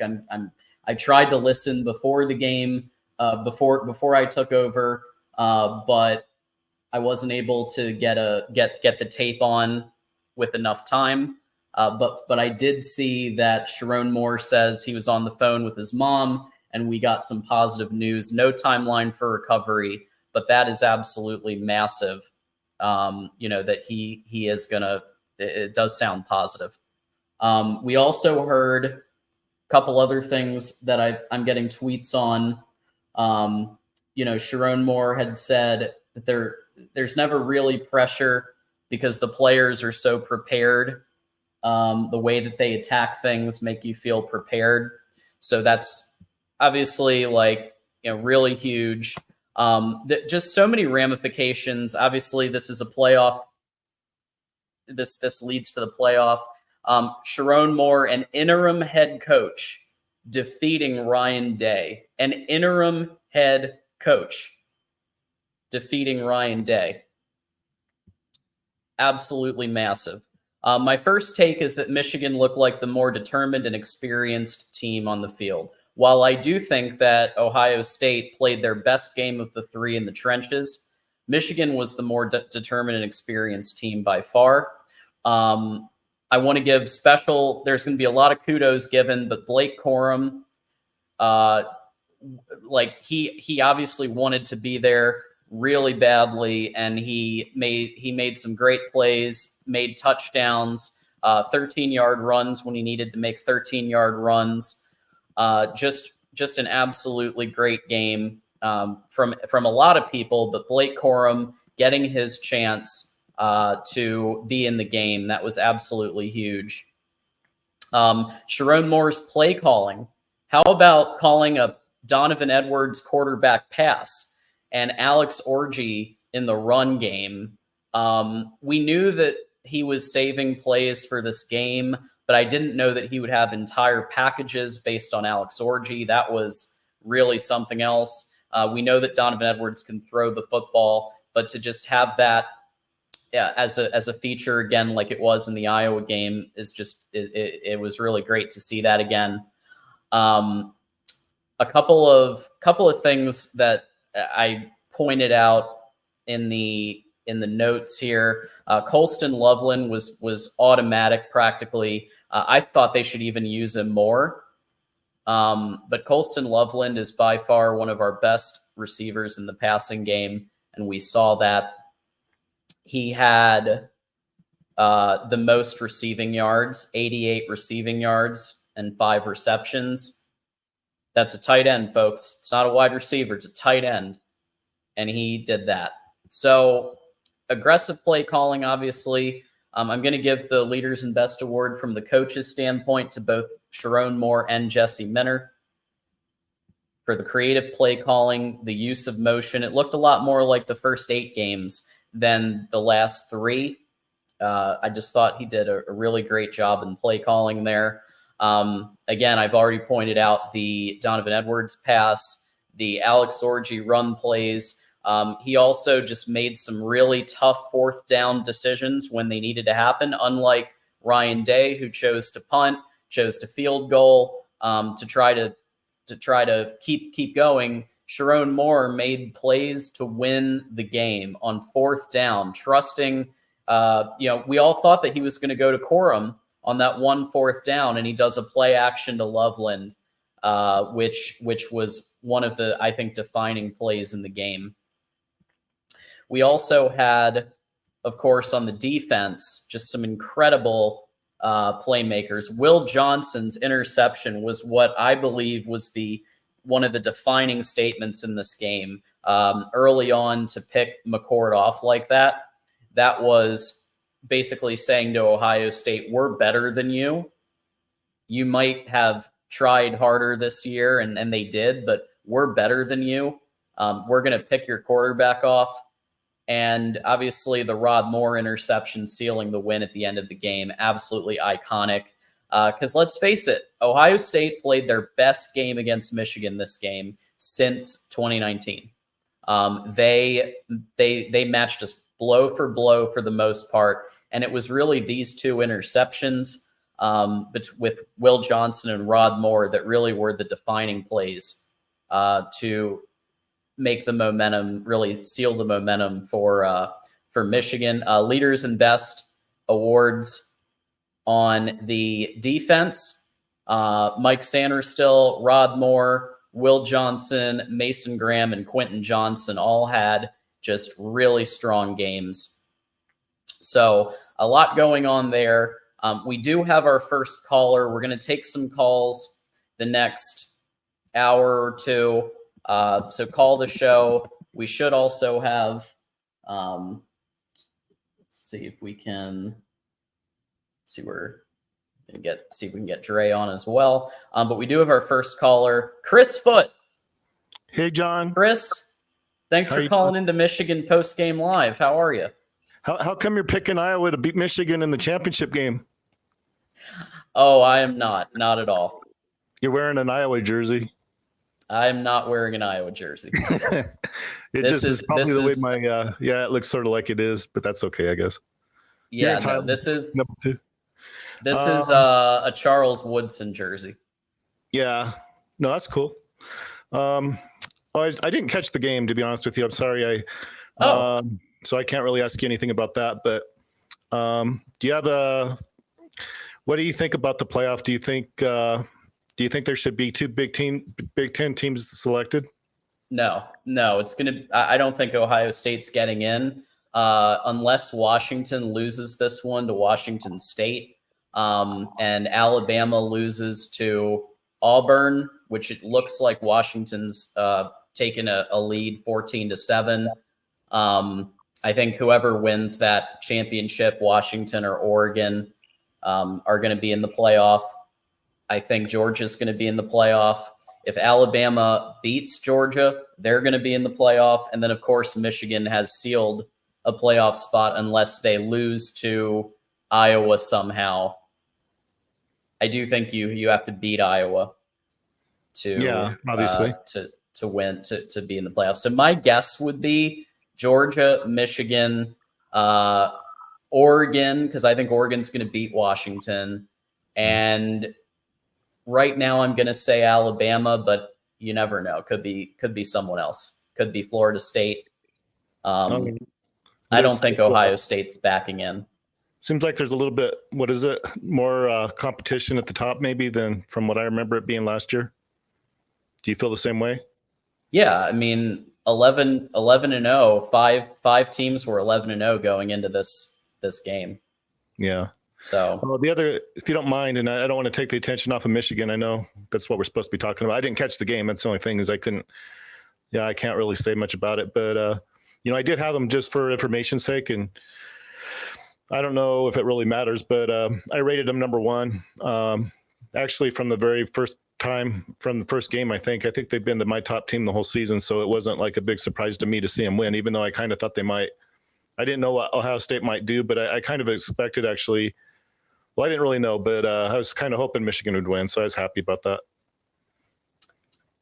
Well, I'm glad you were rooting for Michigan. That means a lot. Yeah, I mean, just based on the fact that Michigan, there were so many things going against Michigan this year, right? Michigan didn't have their head coach for game day, so it was Sharon Moore who was doing head coach responsibilities, offensive coordinator responsibilities, and offensive line responsibilities. It's very rare that head coaches that have to also do those win a game like this. I challenge the historians to let me know when the last time was that you win a top 3 matchup with also having to balance OC and O line. I don't know. You're the historian among us, so you might have an idea, but I just have interest in the game. I'm not really. In fact, the information I get really is just it's information I get from other places. I'm not a historian at all. That's really not what I do. I want to be, I guess, if that's what you're asking. But are you asking whether or not there's ever been other cases where a head coach was replaced with and still they still beat the other team? Is that what you're saying? Or not even replaced, but the head coach also having to balance calling the offense and also the offensive line. It's probably a couple decades, if I were to guess. No idea. I can't answer that for you. I'm sorry. Oh, it's all good, man. Yeah. So yeah, I think that's probably, that 4th spot's the one that's questionable. Ohio State needs a lot of help to get in. I think that's the bottom line. It'll be interesting to see because, like I said, I don't know if I made it clear or not, but what I do is I take the information that's on an independent website and I'm able to turn it into a percentage. Yeah. And the 2 teams I had at the top were Ohio State and Michigan. So actually kind of what this might have been was like a national championship game in the regular season. I don't know if people want to look at it like that, but that's how I see it. It actually might have decided who won the net. I mean, maybe a little getting too far ahead of myself, but if what I do has any validity to it, John, it should have picked who the national championship's going to be. You might, I don't know. I'm not a jinx Michigan though. I don't want to jinx them, but I think I appreciate that. yeah, no, and I'm not trying to be like I don't really have favorites, so it's like I'm not like saying okay, well, I don't want. It's not like I don't want Georgia or you said Alabama, Washington, any of those teams. It's not that I don't have any. If they can do it, great. But yeah, I think they're behind the 8 ball. It puts Michigan. It's like running in a race or a. Once you get that pole position, maybe it's like pole position. You earn that pole position, and if it's up to other people to show that they can beat you at that point. So it's almost like they're at the. Even though I know it's not the pole positions at the beginning, but this is kind of like it's kind of like giving Michigan their. If they don't win the national championship, then they really have nobody to blame but themselves. That's how I look at it. Absolutely. So there's 2 rumors that I was going to talk about here. So there's a rumor from Bruce Feldman, and I've actually heard it not just from him, but from a couple of sources that Ryan Day is considering taking the Texas A&M job for approximately $16 million a year. So if you're Ryan Day, Chris, and you just lost your 3rd straight Ohio State game, would you want to stay for another 364 days and deal with that? Or would you want to go to a program where if you win 11 games a year, you might get a statue? I can't really. You're asking the wrong person. I don't know enough about that to tell you what. To me, it's a lateral move. I'll just put it this way. I look at that as being a lateral move. Call me stupid, whatever. I don't know. Is it a better move? I don't know. I don't really look at it. I mean, what's it like? I don't know what it's like either place, to be honest with you. I don't know that that's a step up or down. So I look at it as a lateral move. That makes sense. Yeah. So I don't know. I mean, it wouldn't be like a bad decision, but I don't know enough about what the program's like at what is it, College Station. I've never been there. I don't know if it's a better situation or what's their history. I don't know that. To me, I always thought that Ohio State I have them rated number 1 as far as history. So you say historian. To me, that's a step down. Then that would almost be like a step down. I say Chris Foot, historian. But I will say this: there was a private jet tracker about a week ago. It was a private jet tracker that was tracking that there was a private jet that was going from Columbus to College Station. I see. And my thoughts were it was either Ryan Day or it was Urban Meyer. But with Urban Meyer traveling around for Big Noon kickoff, I think it was probably Ryan Day interviewing. And if that comes out that he was interviewing instead of preparing for the game, he's going to get a lot of flack from Columbus. Not that he won't anyway, but. Well, there was one, I don't know if you remember, I don't want to take it too much off of this again, but there was like an example, I think, of Boston College. Do you remember when Boston College had a coach and he interviewed for a position somewhere else? I don't know if you remember. It's been several years ago, but I think what they ended up doing, he interviewed. It was different because it wasn't for another college job. I think he interviewed for a but Boston. Jeff Jagodzinski. I don't remember who it was, but he interviewed for the Jets job, and they said, "Well, let's go ahead and take the Jets job then, because you're no longer here." I mean, they didn't mess around with it. It was he was at Boston College, and I think he wanted to see if he could get a professional head coaching job, and they said, "Fine, go ahead and interview, but don't expect to have your job when you come back." So I don't know. I just I think you're right. I think that's who it was. Yeah, he interviewed for the Jets, and obviously that's a bit of a different situation because like interviewing when you're at Boston College versus interviewing when you're the head coach of Ohio State and you have the biggest game of your year coming up in a couple of days. That's a bit of a different situation, I think.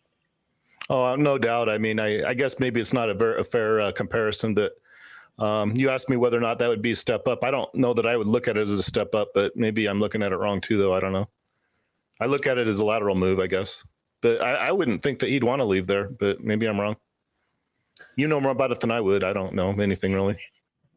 The other question that I have is if Jim Harbaugh decides to say he's done with this and go to the Raiders or go to the Bears or go to the Chargers, will Sharon Moore, now that he won the 2 hardest games of the season, has he earned the right? And I want to ask in the chat, I want to ask you this. If Jim Harbaugh decides to leave for the NFL, I put it 50-50. Will Sharon Moore now be given the head coach job, or will they still try to look at Jed Fish, who obviously has done great things at Arizona, was a huge part of the offense in 15 and 16, and obviously turned around Arizona. Is it going to be Sharon Moore or Jed Fish if Harbaugh leaves? That's the other question that I think this all leads to. Well, you know what? If that's their choices, that says a lot about Michigan. That's two. I mean, that's like, I don't know that there's a bad. I don't think you can make a bad choice with that. Just I don't know enough about either one to be fairness, but if they have those two options, I think that speaks well to the program. I mean, that they can maybe have that option to pick one or the other. I honestly don't know who would do a better job. To be honest with you, I have no idea. But if they have that option, I think that speaks well to the program. And as far as Harbaugh. I think he's done all right. To be fair, I mean, I don't want to, but I don't know. I kind of think I don't know if he's the best. I don't know if he was the best hire, and that's without knowing enough about what he brought to the table. And I know he did real well at other places, Stanford, and did as well as you could possibly expect to. But I actually kind of thought up until about last season, I actually kind of thought he wasn't all that great of a coach. But maybe I'm wrong to even say that. But that is a scorching hot take, my friend. Scorching hot take. No, I mean, up till last year, though, I mean, I don't know. They were good, but they weren't. It's only been within the last two years that they've been really better than they should have been. Let me make this point, and then I'll let you go because we have Michigan Ben behind you. So Jim Harbaugh goes to San Diego, turns around San Diego. Then he goes to Stanford, turns around Stanford, wins an Orange Bowl with Andrew Luck. He goes to the 49ers, and he takes them from the dumpster fire to one play away from winning a Super Bowl. Probably should have won, yeah. Probably should have won. That would have absolutely gone for DTI, defensive pass interference. I think he was a great hire. He's a great hire, but I don't think he quite ever measured up. Okay. I mean, probably well. I'm probably wrong about it, but they're doing well now. Not what he's done lately, but if you look over maybe you can look over the past. There was only like a year or two there, wasn't there, where it was. I mean, it seemed like they were kind of under the radar a little bit. That's the way I remember it being. Maybe I wasn't keeping up close with it, but I thought they were a little bit. It was almost like if they were going to challenge, that was like kind of unexpected. Chris, we appreciate your takes. We got a couple callers behind you, but thanks for calling in, man. Have a good day. Thank you. Have a good day. Next up, we got Michigan Ben in the house. Michigan Ben, thanks for calling in. Hey, thanks for having me. Go Blue. So, we're all smiles today, aren't we, John? No doubt. I mean, this one really had me biting my nails until the last 20, 30 seconds. And even then, like, this one really went down to the wire. Yeah, I'll tell you, I think Sharon Moore did an excellent coaching job, but I was scratching my head why he was running at the very end, why he didn't want to pass that, just go for, because if you throw an incomplete pass there, as long as he throws a safe pass, you throw it incomplete, you go for it there, then you're still in the same situation you would have been. But if you get the 6 yards on you basically win the game right there. I was a little bit nervous when I was like, oh man, but hey, we got the win, and I didn't care if we won by a point. I just wanted that win. Yeah, it was really something. I don't. This was by far the closest ball game out of the three, and it looked like Ohio State in the trenches was actually beating us at times. Yeah. Whereas last year and the year before, Michigan it was just out physicaling Ohio State. But I would argue CJ Stroud wins this game for Ohio State. I would also argue that a better quarterback than Kyle McCord wins this game. And if you don't play call as scared, you also win the game. Like, you have the second best player in the entire sport. He's going second in the draft next to Caleb Williams. Bank on it. And yet you don't trust him. Instead, you kick a field goal. Like, that was, in my mind, that's when Michigan really won the game. You could point to the Will Johnson interception. Obviously, the Rod Moore interception did win the game, but the decision to kick it instead of give it to your best player on the field, Marvin Harrison Jr., maybe, I mean, would it be an exaggeration to say he's probably the best wide receiver of the last decade? I don't think it's an exaggeration. I mean, he's great. I mean, I don't know. I mean, comparing him to, like, I mean, even Chris Olave is, I don't know if he's better than Chris Olave. He might not be. I mean, I just Olave is very good. Here's my thing about Harris. I actually think C.J. Stroud was a lot better quarterback than people gave him credit, and it may have, that he may have upped Marvin Harris. Not that I don't think Marvin Harrison's. He is he's a very good receiver, and he does like that move he made on Johnson. That was a great move there. That was spin good. move. Yeah, it was actually more. I mean, not even quite a spin move. I mean, it was almost like he knew where Will Johnson was, and he played that time that perfect. I mean, and it was right after Mason Graham sacked McCord too. Yeah. So, I mean, I get what you're saying. I mean, I think Ryan Day honestly coached that game very well. I think if he would have been much more aggressive, he would have been over aggressive, and we would have seen more mistakes out of Kyle McCord.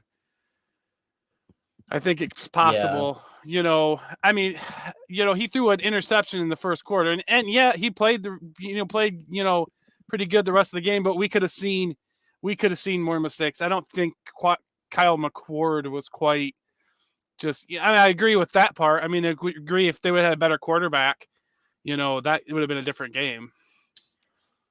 Yeah, I just think that there were a couple of plays where Ryan Day coached scared. And I just, when you have Marvin Harrison Jr., and by the way, Cade Stover, great tight end. Travion Henderson, great running back, could have thrown it to him. Instead, you kick a field goal.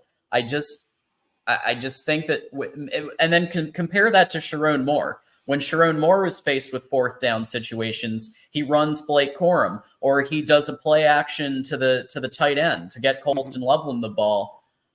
He played. I mean, my God, he had Donovan Edwards throw the ball. He had Alex Orji in the run package.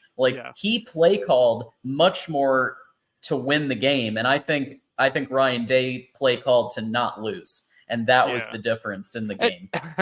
So let's go back to your point about the rumor of Ryan Day going to Texas A&M. It kind of plays into that. Was Ryan Day thinking, oh my God, I can't lose to a team that doesn't even have their head coach? I mean, does that play in his mind at all? Thinking maybe because you're expecting him to play. I would expect Sharon Moore to play very safe, because you don't expect the fill-in guy to make these to make chancy calls. You want to play it safe. Yeah. So I mean, I wonder if that went into it, but I look at Ryan Day when you guys are talking about rumors to Texas A&M. To me, it doesn't make sense, because when I look at Ryan Day, I'm not saying. I mean, I think he coached this game good. But at the same time, to know how good of a coach Ryan Day really is he somebody that, Texas is going to want to take? Texas A&M is going to take? Since he's been a coach at Ohio State, they've actually done worse than the former coach, which was very good, but he's lost to Michigan now 3 times in a row. And at the same time, you're in a school that recruits like second, third best recruiting school in the nation. Yeah. So by the way, Washington State just scored. It's tied.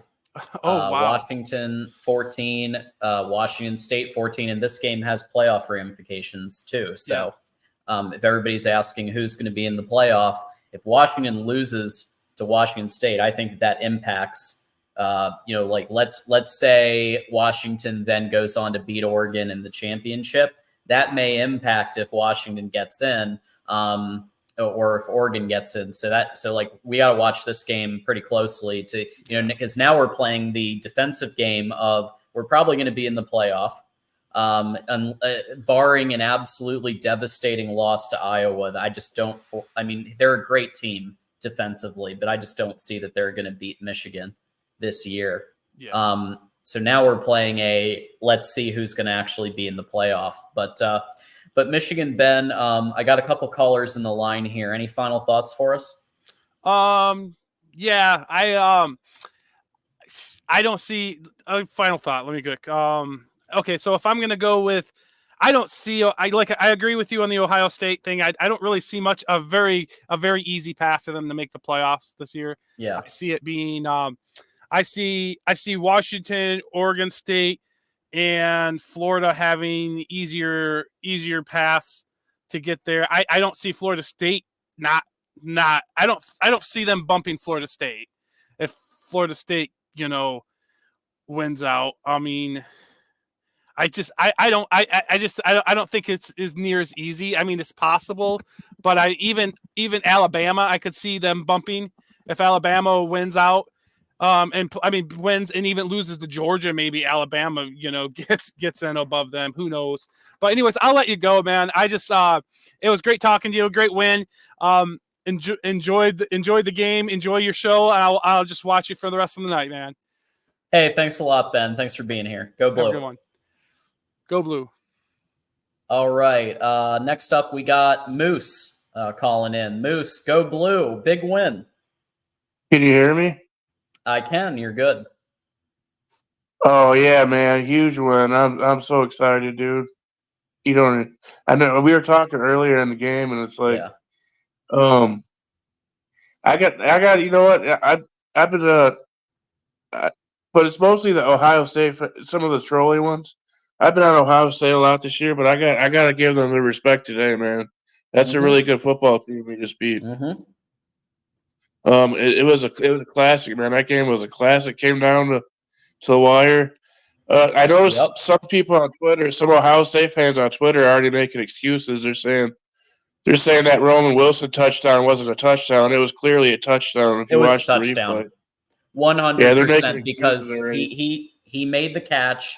And all it has to do is break that plane for that. It just has to break that plane for 1 millisecond. It's in. It's done.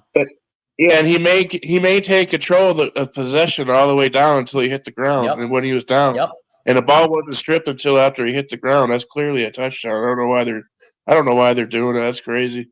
I mean, overall, the game, I mean, it's kind of what we expected. The defenses were elite, and they showed up today. They were really good against the run today, and both sides had to earn every yard that they ran. So I knew it was going to be that way. I gotta say though, for losing our best offensive tackle and Will Johnson too, the way that defense stepped up today, man. Oh my, I'm so proud of those guys. Mikey Sanders he became a legend today, man. That was a big interception. Yeah, and Rod Moore at the end of the game, and obviously Will Johnson had that one early. But what did you think about the two head coaches and their difference of how they called the game? Because both of them were doing head coach duties and OC duties, and so you can compare it equally from that perspective. Right. It just felt like Ryan Day was playing not to lose, and Sharon Moore was just every trick in the book. Double pass with Donovan Edwards, your buddy Alex Orji running. What did you think of that? You know me, I wanted an Orji in the end zone, but that didn't happen. It was close. So I love the play call. I love I was wondering when they were going to put Orji out there for big plays because he can make plays with his feet and he can throw. So, I will say the coaches though, I tend to agree with you. I think Ryan Day was playing not to lose, and I think that might hurt him a little bit. And I think Sharon Moore, you gotta give it up to Sharon Moore, man. This is the second game in a row he's had to fill in for Jim, and man, I think he's done a really good job. He did have a few calls that I didn't like late in the game when they ran it on third down. I thought they should have passed it or had JJ quarterback draw to try to get the first down or something. But other than that, I mean, I think Sharon did a really good job with this offense. I was impressed. Yeah. Yeah. I mean, people were worried the last two games. Remember, folks, Penn State, they switched to all run plays because Drew Aller couldn't hit the broadside of a barn when he was under pressure from the Michigan defense. And then Maryland, JJ was obviously injured in that game. And Barnhart was obviously Barnhart had been getting cooked, on right tackle. So like they limited things as much as they could. To think that running up the middle 500 times was going to happen in this game, it didn't. Yeah. It was actually, I'd say, just as many perimeter runs and attacking the perimeter as there were runs up the middle, which I thought was great. The play calling was strong, I thought. I will say Ohio State's D is elite. It's as good as advertised. They did a really good job at stopping the run today. They did give up a couple big plays, but I mean overall we weren't getting very many yards running the ball until Blake broke one later on. But yeah, they did a really good job, and I think Michigan did a really good job on defense too, containing the run. Henderson really didn't he never got a lot of big plays, so they did what they had to do. Yeah, I mean, big win, and now there's a couple of big questions, and we've talked about it with our historian Chris Foote, and we talked about it with Michigan Ben, but obviously a big question. Bruce Feldman has reported on this, the possibility that Ryan Day might take the Texas A&M job.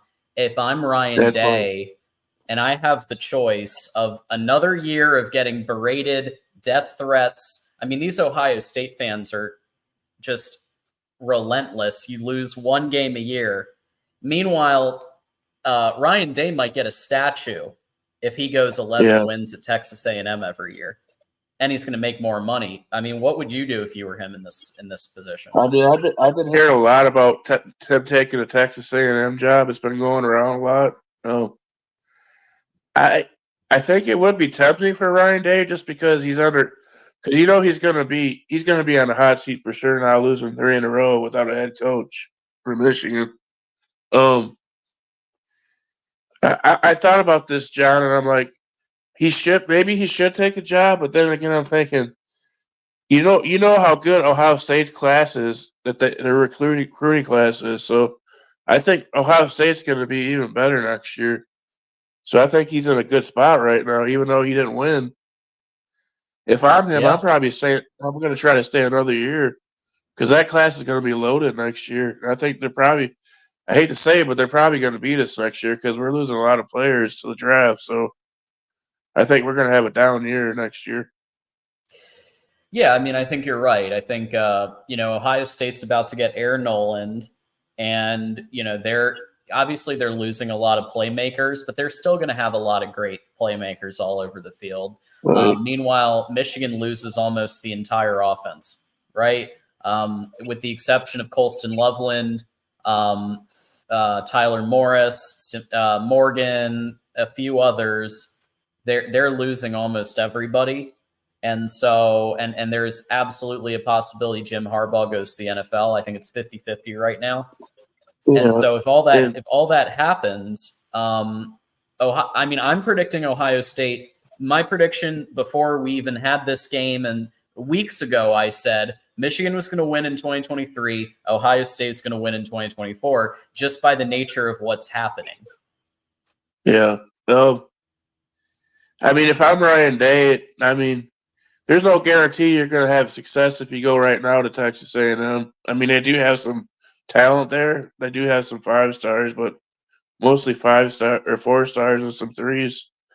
But I think just what's he's got lined up for him at Ohio State. I think that unless he's going to get a lot of money to go there, I think that would be a dumb move. Unless they're planning on firing him, I don't know.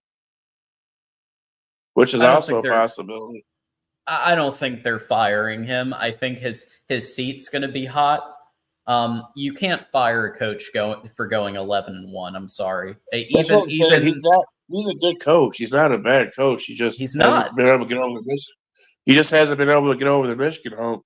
I don't know what it is. This was his best year. This was literally, in my view, this was the best of the 3 in terms of on the trenches, big matchup.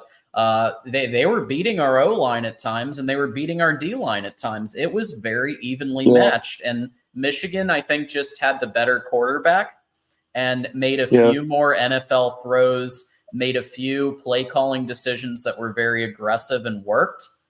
Let's be honest. If those didn't work, Sharon Moore would be getting all the heat for the quarterback, Donovan Edwards quarterback double pass and all that stuff.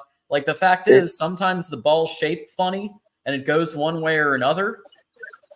So in this case, it went Michigan's way. And John, remember I was talking to you when it was me and you? What was the first thing I said to you about this game? What was the key? I said the quarterback play is going to be the difference in this game. JJ's got the experience. He's been in these games before. He's the better quarterback. I think it's going to come down to quarterback play. And it pretty much came down to quarterback play. Let's be honest.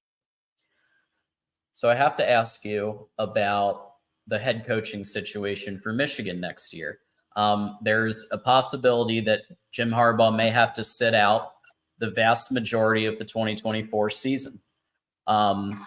He may decide, I'm going to go hang out with my buddy Mark Davis and go to the Raiders and in a brand new $6 billion stadium.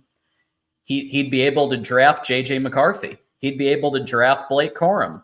I mean, he'd at least get he could get at least a third of these playmakers that helped him win the game the last couple of years.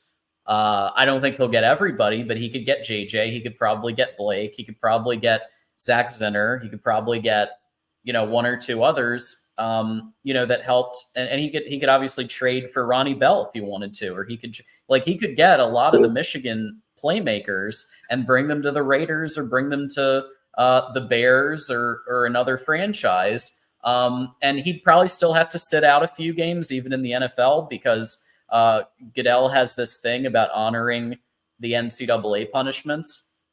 But I think, it's a lot different having to sit out 6 games at the Raiders when you still have 11 games to play than sitting out 6 games in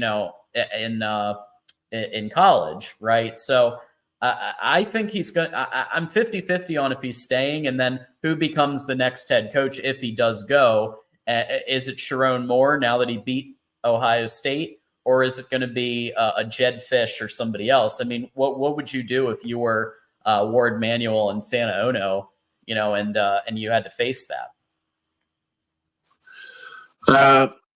I guess depending on what happens with the full investigation of this cheating scandal, that's probably where I would go after that. But that still has yet to be determined. They're still investigating. But I do think if there was a time for Jim to leave, this would probably be it. This would be his last season with everything going on and the cheating thing and him being suspended. Especially if Michigan ends up winning a national championship. I think he's gone if they win a national championship for sure. Yeah, I think he's going to go to the NFL.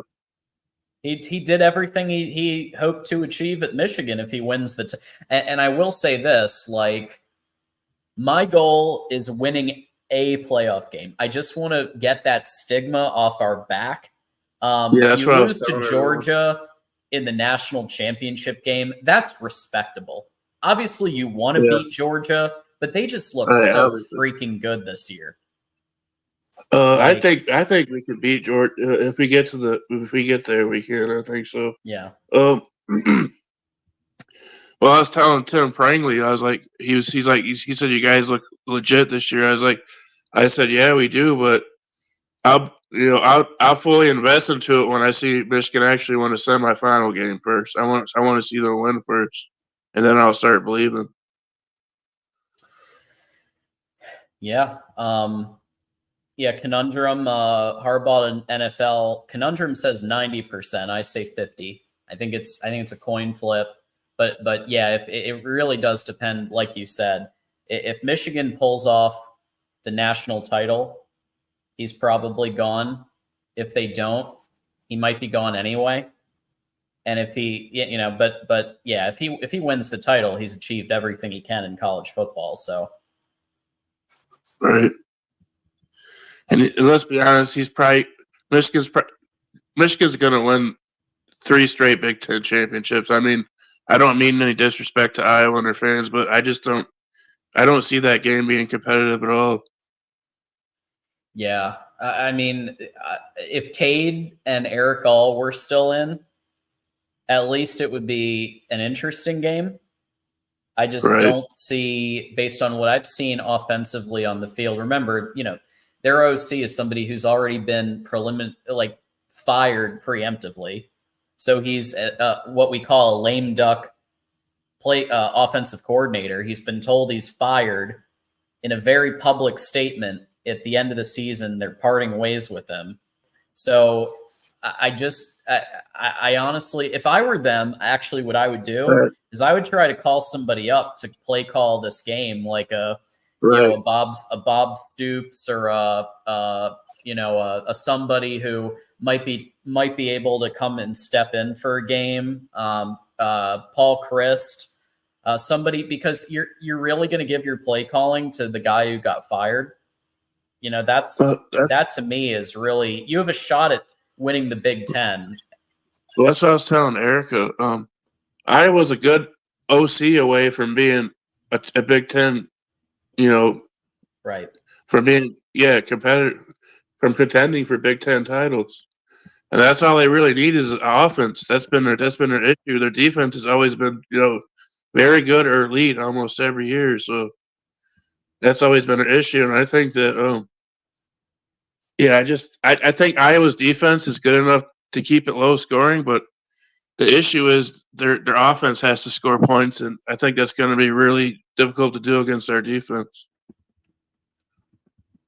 Absolutely. Moose, any final thoughts for us? Nope. I'm just happy for the team, man. Happy for Jim, everybody, and all the Michigan fans that's had to put up with so much with all this stuff going on. This is just a big relief for us, and I'm so happy, man. Go Blue, and I'll see you guys later. Go Blue, Moose. Thanks for coming in.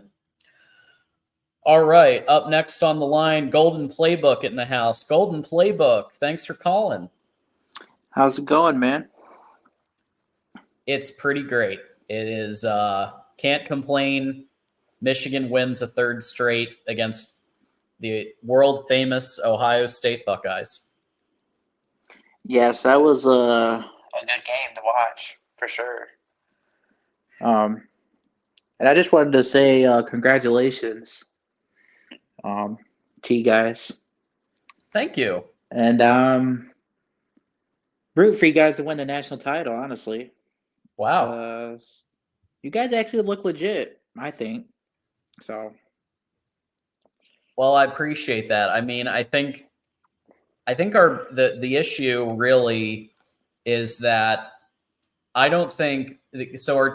The two best offenses that Michigan has faced are Maryland and Ohio State, and I just don't think either of them are at the level of Georgia or even Bama, and so that's what concerns me about the playoff. I think this was a down Maryland team and to an extent, a down Ohio State offense in terms of their quarterback, at least. So going up against Carson Beck and Milroe and Bo Nix and whoever Michigan has to play, That's what concerns me now. Because, Michigan has 2 of the best wins in the entire season across the board. Penn State was a top 10 team, and Ohio State was a top 2 team. But, it still concerns me a little bit of, because I just think Georgia looks more complete, and so does Bama, and so does Oregon. Although Bama is losing right now to Auburn. So. Oh yeah, by 1 point. Yeah, Peyton Thorne having a good game. So that you're just a little worried about just Georgia in general, just because they look. Yeah, Georgia. I mean, I know you can argue, well, Ohio State took Georgia to the wire last year, but they did that with C.J. Stroud. I just don't. Georgia worries me until you get that monkey off your back and you beat a team like that. There's always going to be that doubt.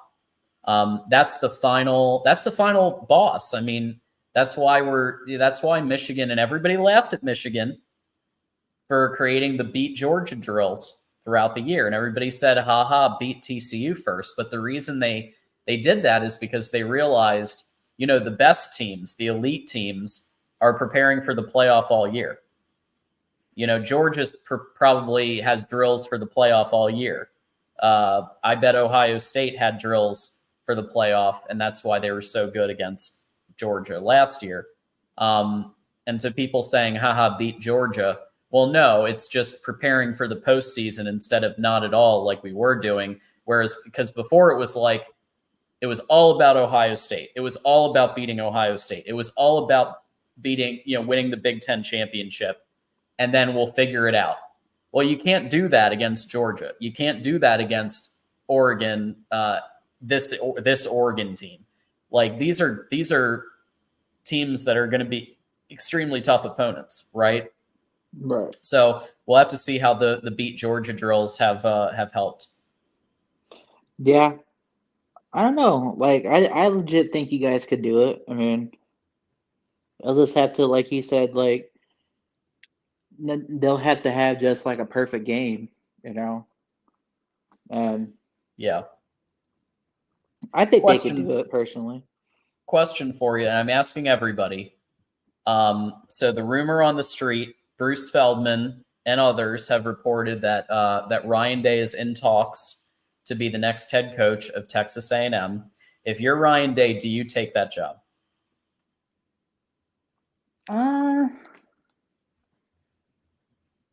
Honestly, if he has a good recruiting class for next year, I would stay another year.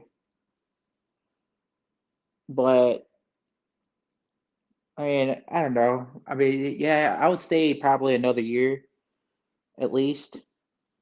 Okay. Yeah. Because he'll probably have a better class next year, like they were saying. He does. I mean, he has a very good class coming in. He has Aaron Nolan coming in as quarterback. And he loses a lot too, but that's just the nature of being a top team. You lose a lot of talent. Michigan loses a crap load of talent, but Michigan's finally, I think, for the first time ever, going to reload. Everybody behind it's going to be an impact, but and I do think there's going to be a year where Michigan wins 9 or 10 instead of 11 or 12. But Ohio State can just reload. I mean, they're that good to be able to just fully reload. So I see your point there, but think about it. He's going to now have to deal with these fans for 364 days, death threats, just absurd treatment when he's lost 3 games in the Big Ten his whole career. Meanwhile, Texas A&M, there's not a game at the same level of impact. There just isn't.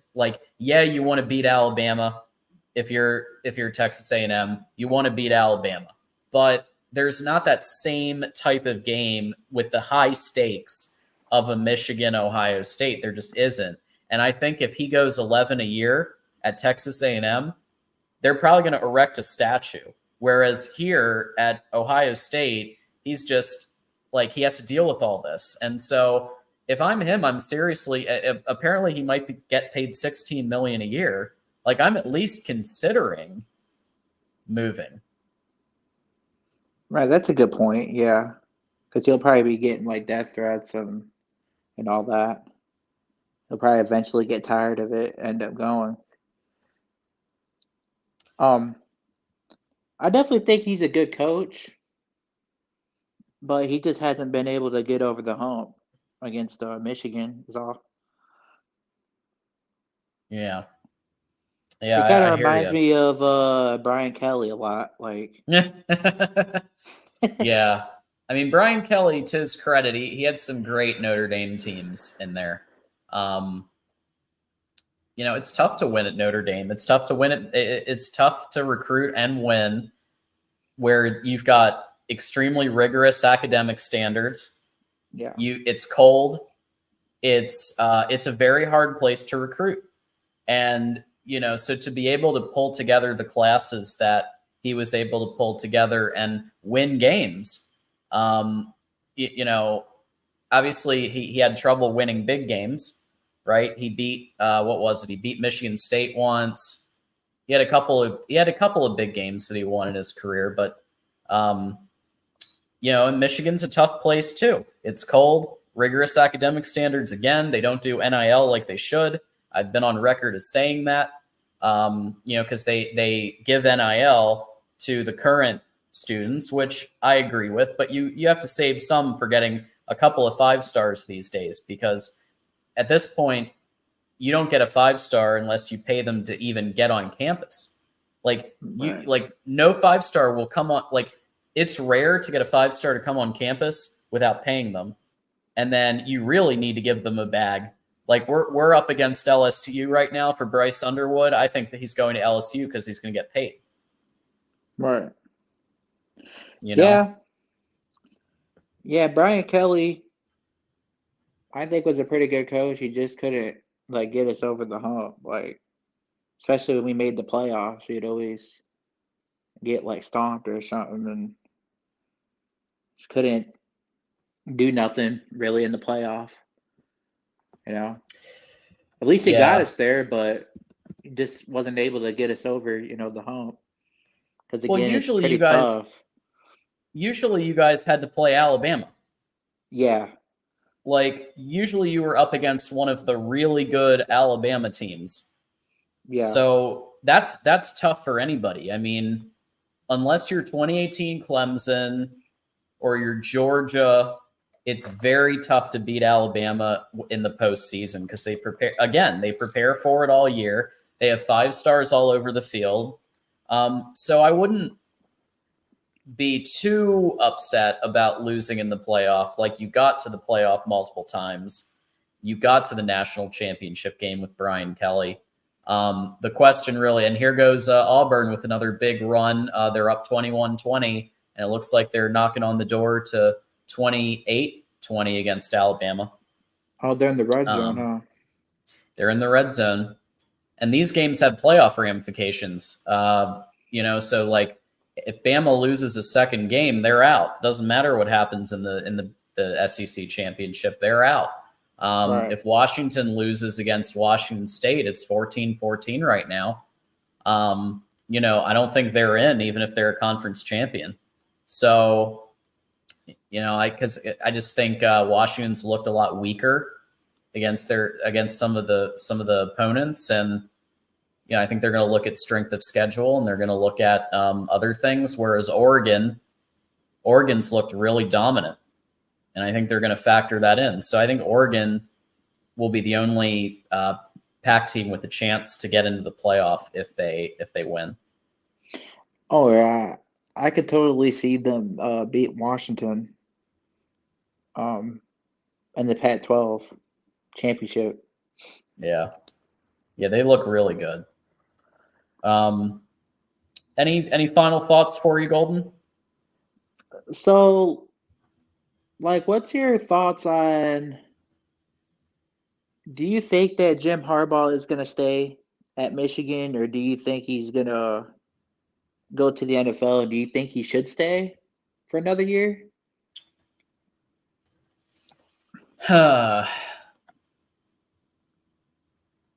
So I did a show about 2 months ago on Michigan Wolverines Live called The Last Dance, which was basically saying, I think Jim Harbaugh is going to leave. And I had the Raiders as the most likely stop. I still think he's more likely to leave than to stay, especially because it sounds like he might be out for a vast majority of the 2024 season with punishments. So because of that, I would say he's more likely to leave. I still have the Raiders as the most likely stop because, he's good friends with Mark Davis. That's honestly half the battle with these jobs is, if you're good friends with the owner, that's really half the battle. New stadium, he can draft a bunch of Michigan players and a bunch of the best players from other schools. He could draft JJ. He could draft Blake Corum. He could draft Zach Zinner or Trevor Keegan, at least one of them. He could trade for Ronnie Bell. Like, if he wanted to, he could make it look like the Las Vegas Wolverines really quick because it's kind of a blank canvas for him to do what he wants. Right. And that's where Michael Mayer is too. Our tight end. But yeah, I think that's about it. I just wanted to say congratulations on Thank the you. win. And good luck the rest of the way, man. The playoffs. Golden, always great talking to you and having you in chat and everything. So thanks so much for coming in. Alrighty, thank you. Later. Okay, folks, our call queue has been emptied. So if you call the show right now, you're going to get put straight into me. We still have almost 200 watching. So call the show. You'll get straight in if you call now. Meanwhile, I'll take a few comments. Ohio State and all of the Big Ten coaches will say Michigan stole the signs today. Haha, yeah. I mean, I don't think anyone could argue that things were in Ohio State's favor today. Michigan played their offensive coordinator as head coach. So he was doing head coach duties, offensive coordinator, and offensive line. Unprecedented, right? That just doesn't happen. Zach Zinner gets taken out of the game. And Colston Loveland got bloodied. Someone else got taken out too. I think Will Johnson. Yeah, Will Johnson, lower leg injury with Will Johnson. But Sharon Moore says he thinks he's going to be all right. So this game was favored in Ohio State's way with so many different aspects. So I mean, everything was set up for an Ohio State win. So I just don't think sign stealing is going to be mentioned in this game because Connor Stallions was resigned. He resigned from Michigan. So I just don't see it. Everything was set up for an Ohio State win. Yes. This was absolutely Ohio State's best chance to beat Michigan in years. And they didn't do it. Orji might be the quarterback next year. It's going to be him and Jaden Davis, and maybe they bring in another transfer quarterback so they all battle. I don't think JJ's coming back now. I just don't. I think he's gone. The win today, I think, sealed that. I think he's gone. So I could be wrong. Because now it's very likely he wins the Big Ten championship again. And it's at least possible that he wins a playoff game. And it's at least possible that he wins a title. I just don't see him coming back. I could be wrong. But Jaden Davis is going to be a contender right away. Orji's going to be a contender. Transfer quarterback unknown will be a contender. I think Jack Tuttle's out of eligibility, but I could be wrong. I think Davis Warren's out of eligibility. So I don't know. Yeah, Jonathan Smith is the head coach. This news was broken earlier. Jonathan Smith is going to be the head coach of Michigan State. Great hire and a timely hire because now he does have 25 days to get his staff together and to save the recruiting class. So they made that hire at the exact right time because they had to do it. When Urban said no, that Jonathan Smith was the second choice, Urban was reportedly considering it. And he said no. I think part of that is because good luck winning a title at Michigan State. No offense, but let's be honest. So yeah, Jonathan Smith was the second choice by far. If they hadn't gotten him, I don't know. It would have been tough. Maybe Narduzzi, but yeah, Jonathan Smith was the choice. How awkward is it going to be when Petiti has to hand Jim the Big Ten championship? It's going to be delicious. If it happens, all the respect to Iowa. They're a great team, great defense, great special teams. Their offense, trying. I will say, though, the fact that Iowa, and I know that transitive property, we've kind of said transitive property isn't a thing, but I do think the fact that Minnesota beat them, yes, it was controversial end of game, but even had Iowa won that game, it would have been by a couple of points. Michigan beat Minnesota by 6 touchdowns. Okay? Iowa barely held off Nebraska. Michigan whooped their butt.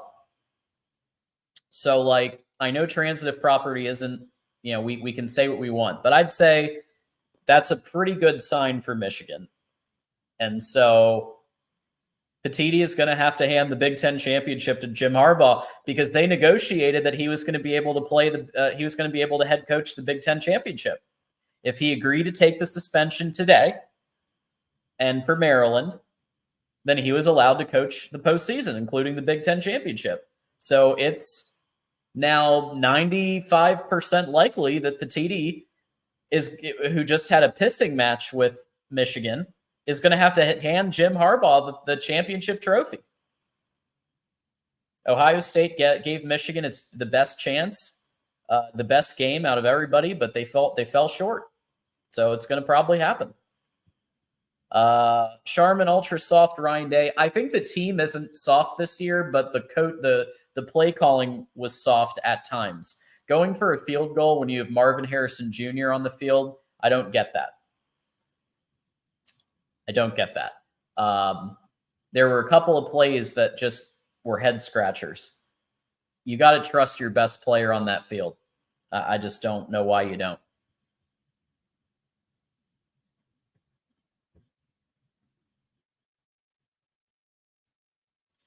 How great would it be if Cade came back to play versus Michigan? I don't think that's going to happen. He said he was out for the year. Eric All, I haven't heard. That might be a slight possibility.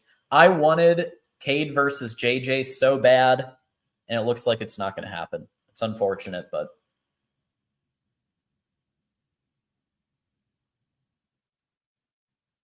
yeah, Will Johnson was a first rounder. He actually beat Marvin Harrison Jr. to get that interception. He was obviously a great player. Marvin Harrison Jr. put up a good fight against him, though. But it was a battle between those two. It really was. The whole game.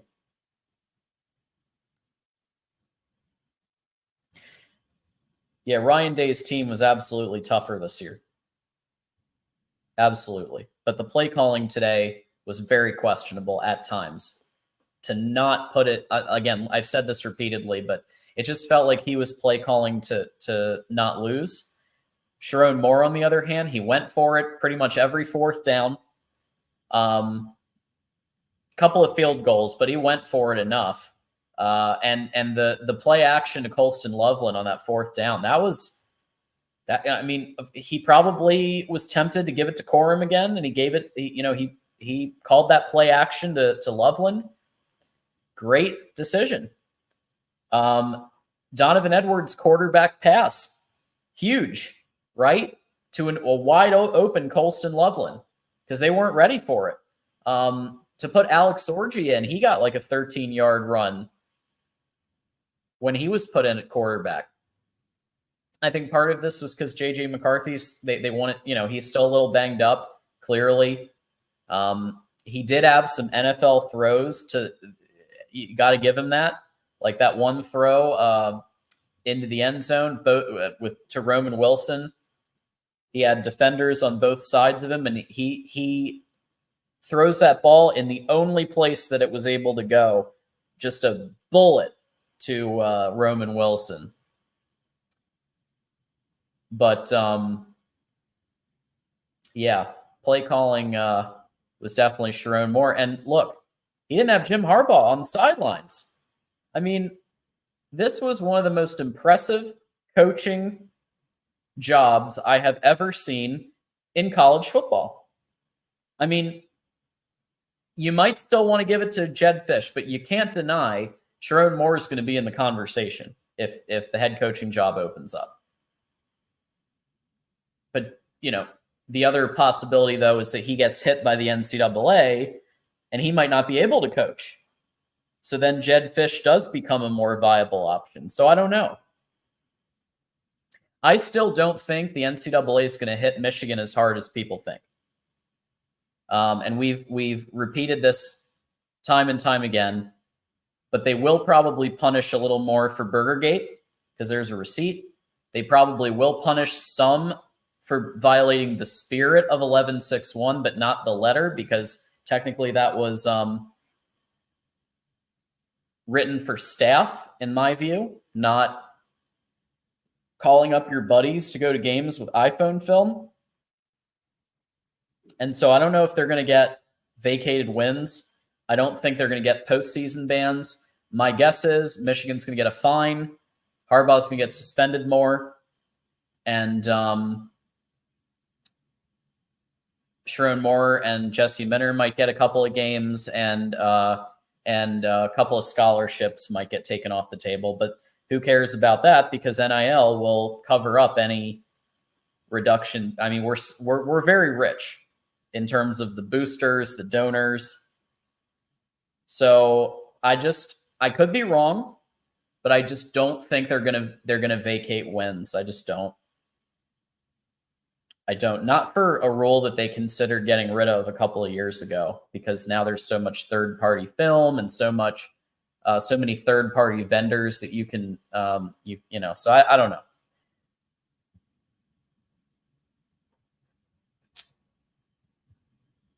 I could see Sharon out recruiting Fish. It's possible.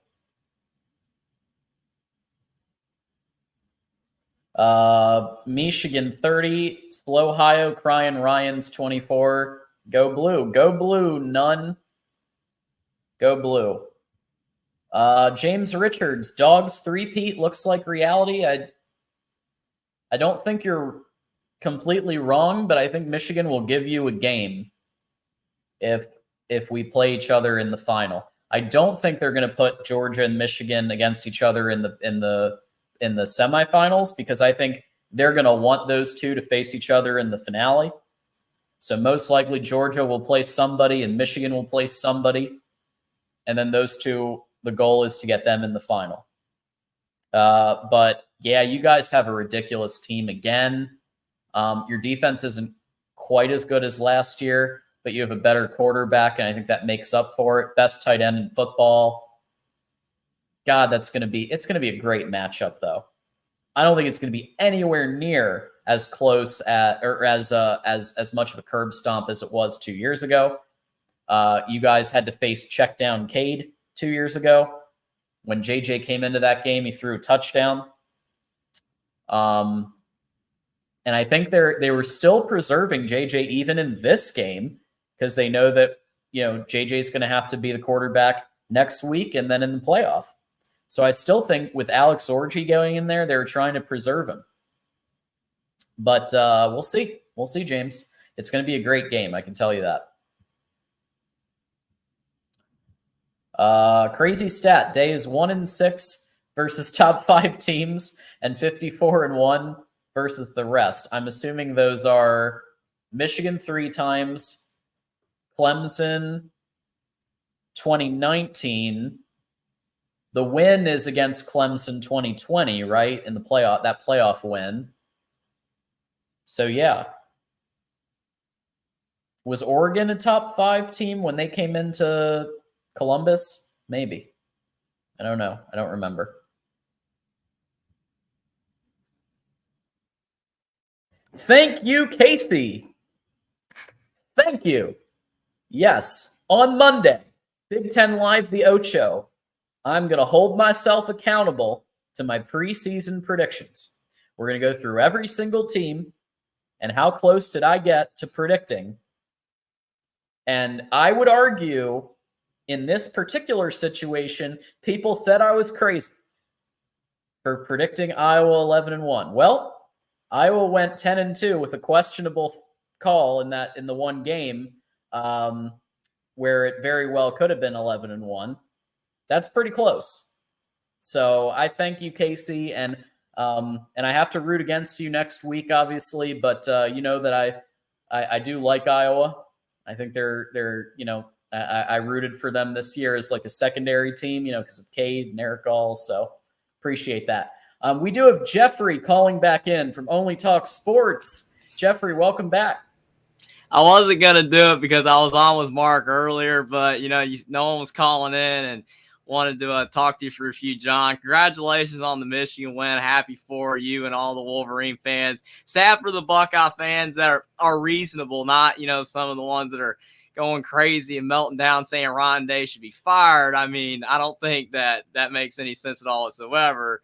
But I do have a question for you, John. I don't know if anyone else has asked this because I have been kind of like, I've been listening to the show still, but haven't heard like everything that's been said. But do you believe that it's more likely Jim Harbaugh goes to the NFL or Ryan Day leaves for Texas A&M or another job or whatever?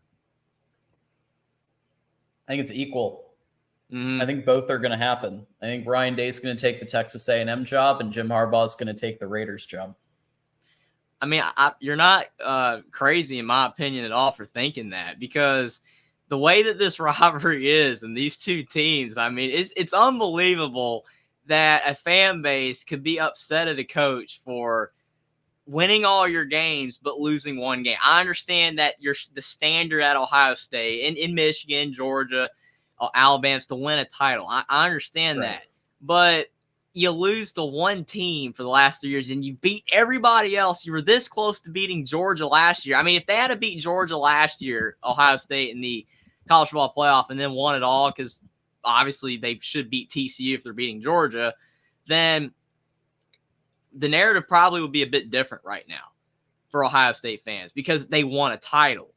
And even though they've lost to Michigan the last 3 years, I feel like more Ohio State fans would be on, I guess you would say, Ryan Day's side instead of more. I wouldn't say more than 50% are against them, but a lot of people online are against them right now. But then when you talk about Jim Harbaugh, I mean, this team right here, and I agree with a lot of people, this is probably one of his best chances to win a title. If he's going to do it this year, this is it. I mean, you don't want to say that Michigan can't do it, like with Ohio State, that they're above Michigan with like getting talent in, and they've won in other years, and Michigan can't do it. But this year just feels like Michigan has to take advantage of it.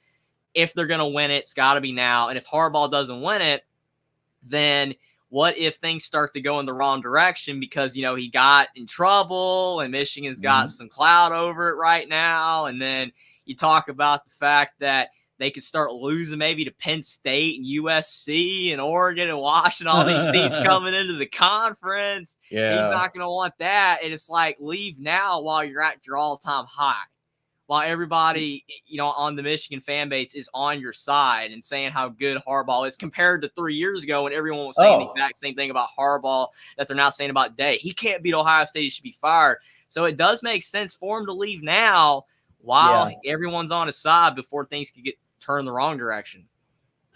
So let me tackle that We'll start with Ryan Day. So if I'm Ryan Day and I get my Just for Men out, get my hair and my Just for Men beard, and I'm thinking to myself, okay, just lost to Michigan, just lost to an interim head coach. And I'm going to get eviscerated for the next 364 days for losing 3 games the entire time I've been head coach in the Big Ten. 3 games. That's it. That's really good. And, and Ohio State fans have a point when they say, Ohio State would have beat Michigan in 2020. So let's say 2-3 against Michigan for the sake of doing this. Okay. Then you've got Texas A&M on the other side, who reportedly is willing to pay Ryan Day $16 million a year. I'm serious. And Texas A&M, they have tough standards there too, but there's no one game that's like this. If Ryan Day goes 11 wins at Texas A&M when they've been going 5 wins, 6 wins, 7, 8, and then Ryan Day takes them to 11 a year, I think they're going to be thrilled with that. And then the occasional playoff run and maybe he wins a natty. I'm leaving. I'm leaving today. Like why put yourself through that for 364 more days? Yeah, you got a good chance next year to beat Michigan because Michigan loses so many players. But Ohio State loses a lot of players too. You got Aaron Nolan coming in, who I think will be a great quarterback for them. But, Michigan's going to, contend as they always do. And Texas A&M, they're going to roll out the freaking welcome wagon. They're going to give him a huge salary, whatever he needs resources-wise to do the job. I don't think Ohio State would match $16 million a year with what just happened. So why stay? I mean, think about it. Like, we did have a private jet tracker that showed a private jet going from Columbus to College Station, and I thought it was either him or Urban. But it just makes more sense for it to be Ryan Day. So I think he takes it. I get that, but I mean, there's a couple of things that the way I feel about this situation on the Ohio State and the A&M side. I'll start with the Ohio State side.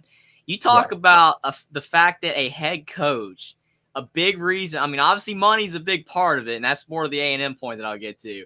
But you're talking about that a fan base is so hostile that a coach is going to leave for losing 3 games in conference play to the same team. Ever. I get it. It's a big deal, but he's going to leave because the fan base is so hostile.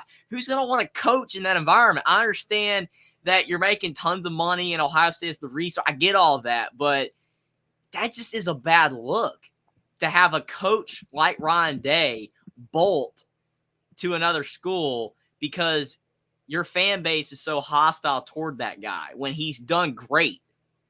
He hasn't done anything necessarily wrong.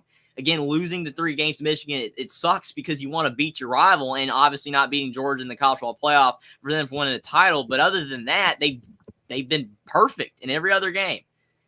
And I don't know. I mean, even Urban Meyer didn't, win always against some of the other teams, Iowa, Purdue. I mean, they would lose games like that. But I don't know. That's just not a good look to me. But then you talk about the money to kind of shift over to A&M. $16 million deal. I mean, have you not learned anything, A&M? You just gave Jimbo Fisher the big contract extension until 2030 or whatever it was, and now you just gave him $75 million to walk out the door, and now you're proposing rumors $16 million possibly to Ryan Day. What in the world? I mean, they have it doesn't the money. make any sense. I know they got the money, but you're just throwing money away. I mean, shouldn't you hire Ryan Day? I mean, I understand you got to get him there, but like just a little bit more than what he's getting paid at Ohio State, and then see if it works out before you just give him this big contract. Because I mean, Indiana's a different situation because obviously they didn't give Tom Allen a massive contract like I was talking about earlier with Mark. And I know that Mark, said, why should I care about Indiana's finances? It was hilarious when he said that. Yeah. But I'm serious. But you're analyzing this from every angle. You've got to at Only Talk Sports. Got to analyze this. I appreciate that, John. I try to. I really do. And keep the bias out of it and just talk about it. I try to talk about all that, the finances and on the field. It's hard to balance both. You're looking at the fans, you're looking at the money, you're looking at the on the field, off field. It's crazy. But, I mean, to me, you talk about with Indiana giving Tom Allen extension, it made sense. And if they do fire him, $20 million for Indiana is a lot because of the program like that. But I know A&M has all the money, but I just don't like the fact that they're just throwing so much money away. I get it. It is what it is. And Jimbo, I mean, it sucks he got fired, but $75 million. It's great for him. But to now, if they did hire Ryan Day to give him that much, it just seems like A&M's playing with fire a little bit. Oh, Milroe just took a hit. He's at the looks like close to the 10-yard line. Took a big hit there trying to get to the end zone. Auburn's winning the game, but looks like let's see if Milroe's okay. I hope he is. I've been keeping tabs with the game. My family, obviously, all Bama fans, and they're one Alabama to win. I like Bama too, but trying to be too biased, like I always say. But man, this game, it's always like me. Like I said in chat earlier, if Auburn played like this against New Mexico State, they would have beat them by like 28 or 35. They played this well against Bama. I get it, rivalry and everything, but you play that poorly against New Mexico State. It's crazy. Yeah. It looks like 4th and inches now for Bama. So let's 4 see minutes what left in happens. the game, roughly. I mean, you probably got to go for it. Yeah. Oh, yeah. He's going for it. 100%. And they'll get it. I think they'll get it. Yeah. So Marcus makes a really good point here. I live in Ohio. The fan base is hostile 100%, but Day is not leaving. OSU fans are pissed, but this is a good point. With the 12-team playoff coming next year, OSU will be a perennial entry. Yes, they will. Absolutely. I agree with that. And it's like I said with Mark last night. Can't believe I've been on here 3 times in less than 24 hours. It's awesome. But, yeah, you're really going for it here. But I was talking to Mark last night, and I mean, the 12-team playoff is great and stuff, but you heard like Joel Klatt during the game say that this game, again, is not going to have as much meaning as it does right now.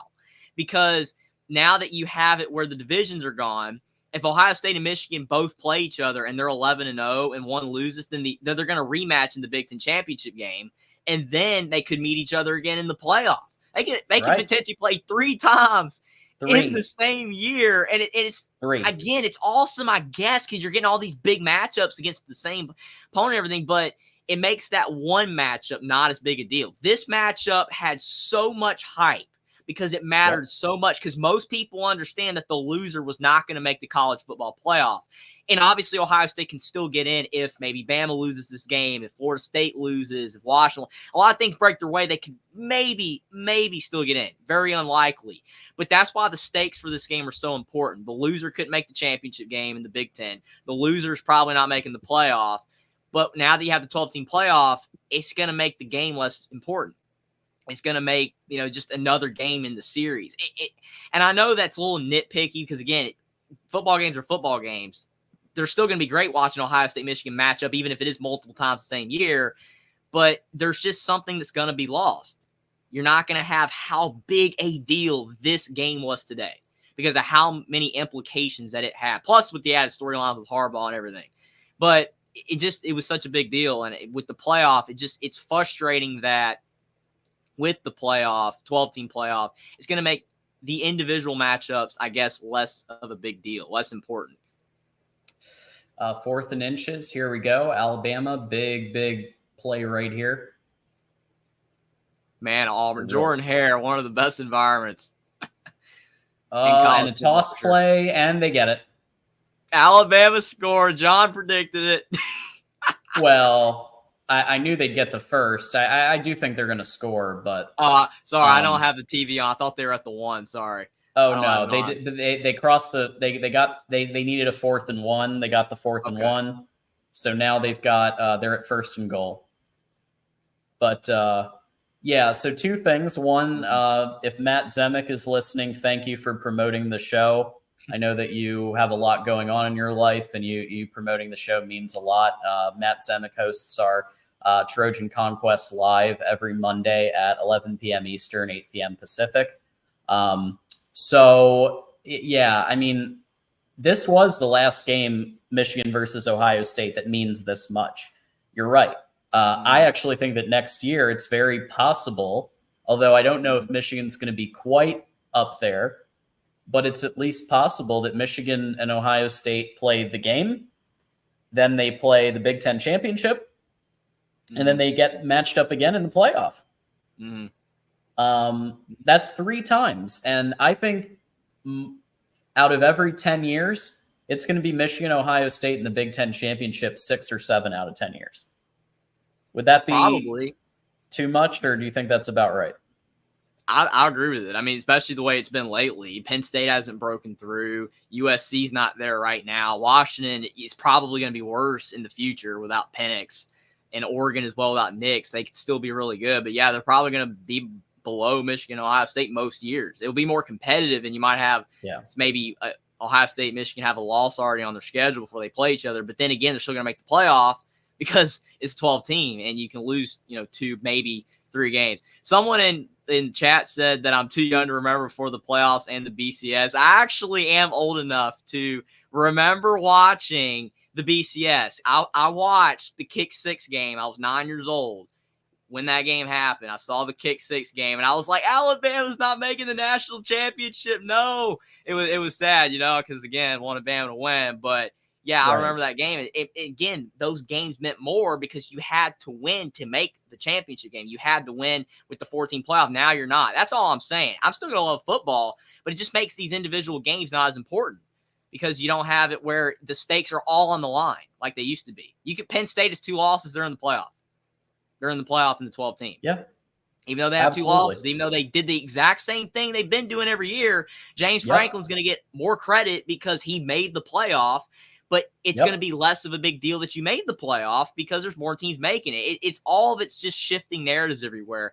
And I even heard last night with Mark, someone said that they need to get rid of conference championship games to prevent all this. It's like, so you're going to enact more change because you made this change. You went from the 4 team to the 12 team, and now you're making more changes to make it work better. It's like sometimes there's just too much change happening at once. With everything, and then you're trying to make more changes to fix what you did with the problems that are now arising, and all around you just can't fix all the problems. Every system is a problem. BCS is a problem. 14 playoff, 12 team playoff. But I do feel like that the more we kick the can down the road, we're creating more problems, even if it's unintentional, that we're now trying to have to change and fix with football because we went to the 12 team. Yeah, the 12 team playoff. I think there's ups and downs to it, right?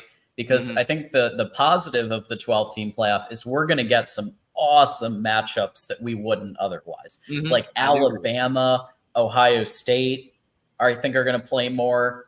Or like, I can just see like these matchups that in a million years would never happen in the playoff because it's usually Alabama, Georgia, winner of Ohio State, Michigan, and then a sneaker team, like a Washington sneaks in one year, or a Notre Dame sneaks in, or somebody, a Clemson, obviously. Well, we're going to get some cool matchups. So I'm excited about that just because we're going to see like SEC teams have to travel north in like December and it's going to be great. So I like that. But yeah, I don't like the fact that the regular season won't mean as much. It won't be as special. The game isn't going to be as special. Although the animosity between Michigan and Ohio State will continue. Judging by our chat all year long at Voice of College Football with Michigan, Ohio State banner back and forth, it's still going to mean a lot, just not quite the same. So I see both sides. I'm excited for the 12-team playoff. I'm excited for the matchups and the Big Ten expanding and getting USC in and Oregon and UCLA and Washington. Those are going to be some great games too. I agree. And I mean, I'm excited about certain things like that. The expansion has positives and negatives. I mean, the negatives is what's happening with Oregon State, Washington State. It stinks that, they're going to, Oregon State, Washington State, if they do get relegated to the Mountain West, it'll be the first time that a team has been relegated to, a smaller conference since Temple left the Big East and went down to a smaller conference in the mid 2000s. And that's not a big deal because Temple's Temple, but that's why Jonathan Smith left. That's why he went to Michigan State today. Sure. Became the head coach. He knows that Oregon State is not going to be on the level of these other programs if they don't join a power conference. He obviously doesn't believe so. Michigan State has more money, and it makes sense for him to go, and I'm happy for him, but it stings for Beaver fans. It really does. So, again, those are the negatives to it. Jalen Milroe with the illegal forward pass there. Illegal forward pass. Why did he keep running? If he could have ran, he would have went to the 10-yard line. Why did he not keep running? He should have ran it. He tried to go back behind the line of scrimmage. It's like, dude, you just run to the 10 and you have a 4th and goal at the 10. Saban's so mad. He's like, go. Alabama might lose this game, man. It might. I think they're Auburn lost to New Mexico State, and they're going to turn back around and beat Alabama. That is college football for you if that happens. Unbelievable. 4th and goal. There's only 43 seconds left. Yeah, this is crazy. I would have never expected. I would expect to be close, not Bama actually losing. This is insane. Gonna bring in a friend of the program, LBC Robbie, joining us. Hey, LBC Robbie, what's up? What is going on, fellas? How you guys doing, man? Doing great. All right. Great day of college football. Yeah, no, it is, and I want you guys to know, people like me on the West Coast, and I want to say I'm just a huge fan of this day, period. Just the pageantry, or for all the Michigan people in the chat who don't know, I'm a West Coast guy, but I'm a college football fan at heart, and I assure you, I can name more about the Michigan program the past 30 years than 90% of you can. I can tell you that the quarterback from Harbaugh till today. Let's see, Gerback, Todd Collins, and you had the Brady mix. Yeah, I mean, this is my day right here. I always make sure I miss work. I always make sure, God knows television has done what they've done to rivalry weeks. So not quite the day it used to be with all of it spaced out now. But it is really just something to, appreciate and also be sad because, now we have playoff debates and popularity contests and, for those of us, that's why I really love this channel and whatnot for, real people who watch the game, not the, I guess for lack of a better word, jitto heads who, just repeat the fine bombs and the, East Coast PN, thing and stuff like that. I hate to interrupt you. Alabama just scored. How? 31-yard touchdown. Jalen Milroe down the field with a touchdown in the back corner of the end zone to Isaiah Bond. Oh, yeah. I think he got it. Oh, my goodness. Alabama's going to survive possibly. What a play. Unbelievable. I don't think they're beating Georgia, though. I don't think they're. No. Yeah. It's just the thing with Georgia that just really bothers me. And let's be real. The thing is, they're approaching. No one's won 3 consecutive national championships, but of the teams that have come close, the Nebraska. I know both you're too young for that, but the Nebraska of the '90s, the Miamis, the Pete Carroll, they never had a non-conference, or they never only played 2 games a year, the way Georgia is right now, and I really think that's. Anyway, we're getting away from today, but I just wanted to join in you guys because I'm really just celebrating you guys. John, I've been watching you guys all year. I think you are a great kid. I absolutely. I tune in every time you guys are on, And I just, as I said, it's a sad day to me because, now we don't have, college football every Saturday. So. Well, really we still got the appreciate that. Thank you, championships at LBC. least. I So, appreciate but that. yeah, thank you for that. No, it means a lot. We put in a lot of time and effort to make the best content we can. So. No, you do a great job, John. And I just love your insight and your sense of wit and where you're at such a young age. It just really is so impressive to me. I love Mark on these channels. Everybody knows that. For those of you who don't know, I did play some college ball. Don't Google me. It's not worth reading. But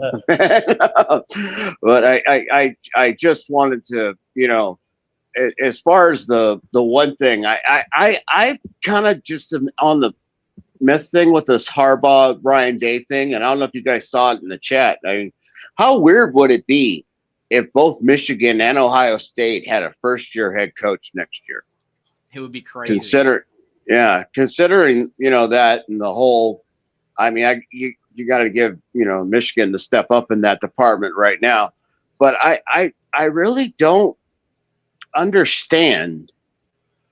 I mean, can the NCAA still really even punish Michigan? It looks like the TV and NIL has all the power now, and I got news for you. Everybody still signs, and once again, I'll date both of you going back because when John Gruden was first with the Raiders in 1998, he brought Bobby Hoyne, for your Ohio State people, as his quarterback from Philly, where he was the OC, to the Raiders, planning on starting him. And then Rich Gannon ended up taking over, becoming the MVP under Gruden. Anyway, he was the first one to have that big, menu-looking playbook card in front of him, and he'd always put it in front of his mouth. And they asked, why do you cover your mouth while you're calling plays? Well, of course, in case they're in the booth watching me stealing them. So what makes you think you're doing that? He's all, because we're doing it to them. I just don't. Yeah, I mean, I don't. Media needed something. Yeah. My hunch on it, LBC Rob, is that some people wanted to win their sports Emmys.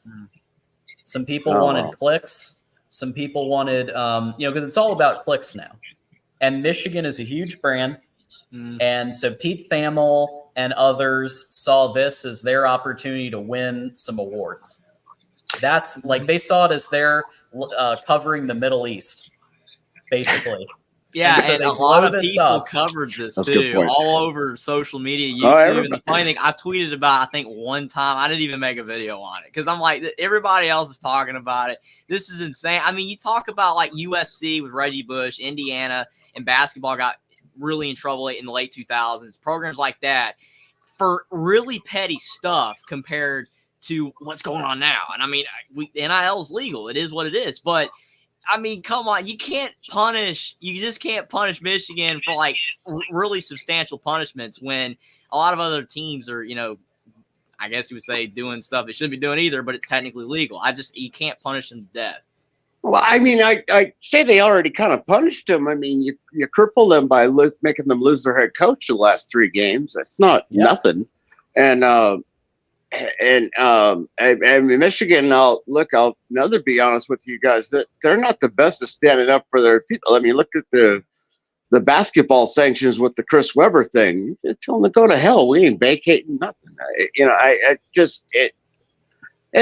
But there's as I forgot who is the other Michigan guy on these channels with Mark who has his own channel, which is great, by the way, and I love him.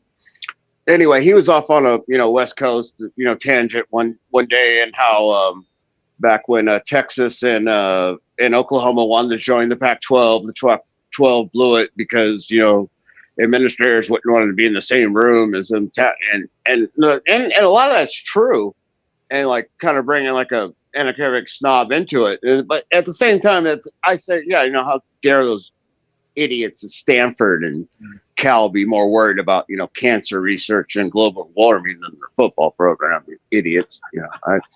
I mean, if there's somebody you want figuring that stuff out, it's them. So maybe they should, focus on that. So, Well, so Thomas has offered a contrarian view. Okay. That's BS, guys. Do rules not? Thomas. That's not what I said at all. Point to the rule. Point to the rule that Michigan Yeah. definitively broke, and give me the evidence that they broke it. And if you say 11.6.1, I'm going to tell you that was written for staff, not written for, hey, I'm going to Venmo my buddies to take iPhone footage from the 50-yard line up. And it's not like they were right now. Like, they go up. They had to go up. Like, that footage is shaky. It's not the best footage. Like, and the NCAA even admitted that you can hire third parties. You can hire third party. You get third party film. You can get it on YouTube half the time. No, I'll do you one better. Point to And me the football rule that they definitively broke. Stein sealing is not illegal. It's not against And the there's rules. that. Yeah. But I mean, the point that I would make about do rules not matter, again, I made a point talking about past examples of programs that got in trouble for not that much. I mean, Thomas says two comments later, Buckeyes vacated wins for tattoos and autographs or whatever. It was different back then. Today, programs are not getting in trouble for the things they got in trouble for back then.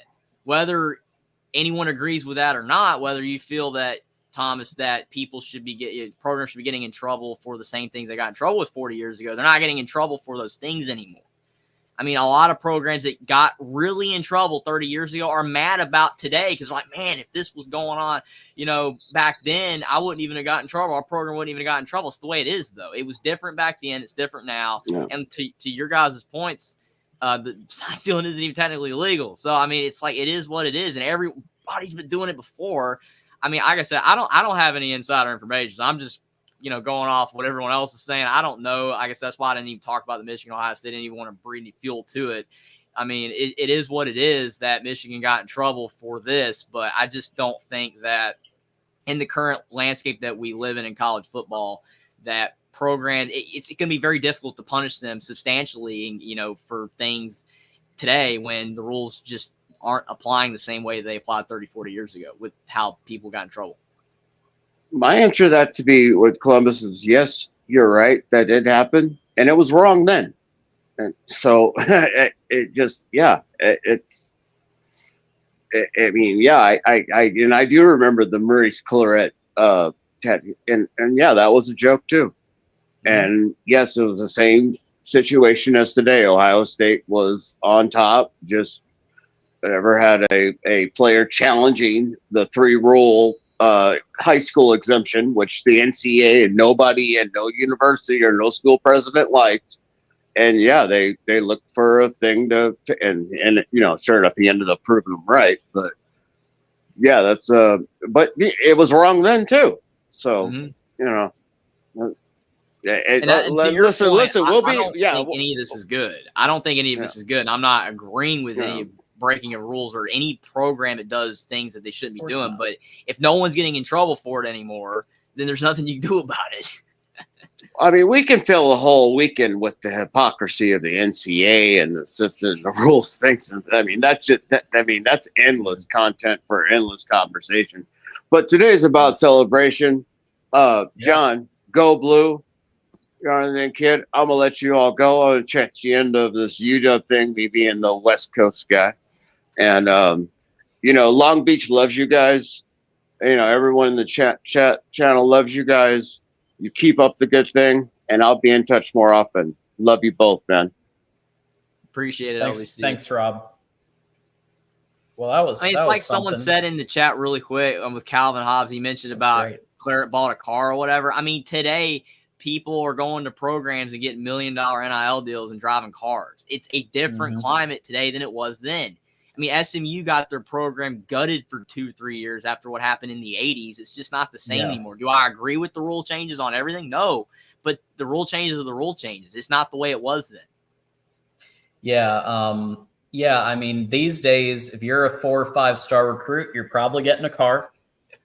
If you have maybe you are a parent, and so you're the mother of your kids might get set up with a job at the university, get set up with an apartment near the university. Mhm. These are the types of things that happen all the time. Obviously, now with NIL and sponsorship, you've got sponsorship deals happening before you even take your first snap. It's just the way that it is right now. I mean, Tom Allen said in the offseason, Jalen Lucas, the running back / returner for Indiana football, was getting offers from SEC programs. And he went to his house, and they had to work out a deal just to keep him at the program. They lost to Sam McCullough. He went to Oklahoma. They couldn't keep him. They tried, but they couldn't do it. They just could not get a deal big enough because Indiana would not fund it. They would not pay him to stay at Indiana. He went to Oklahoma, and this is all stuff that is true. It's not me fabricating. It's absolutely true.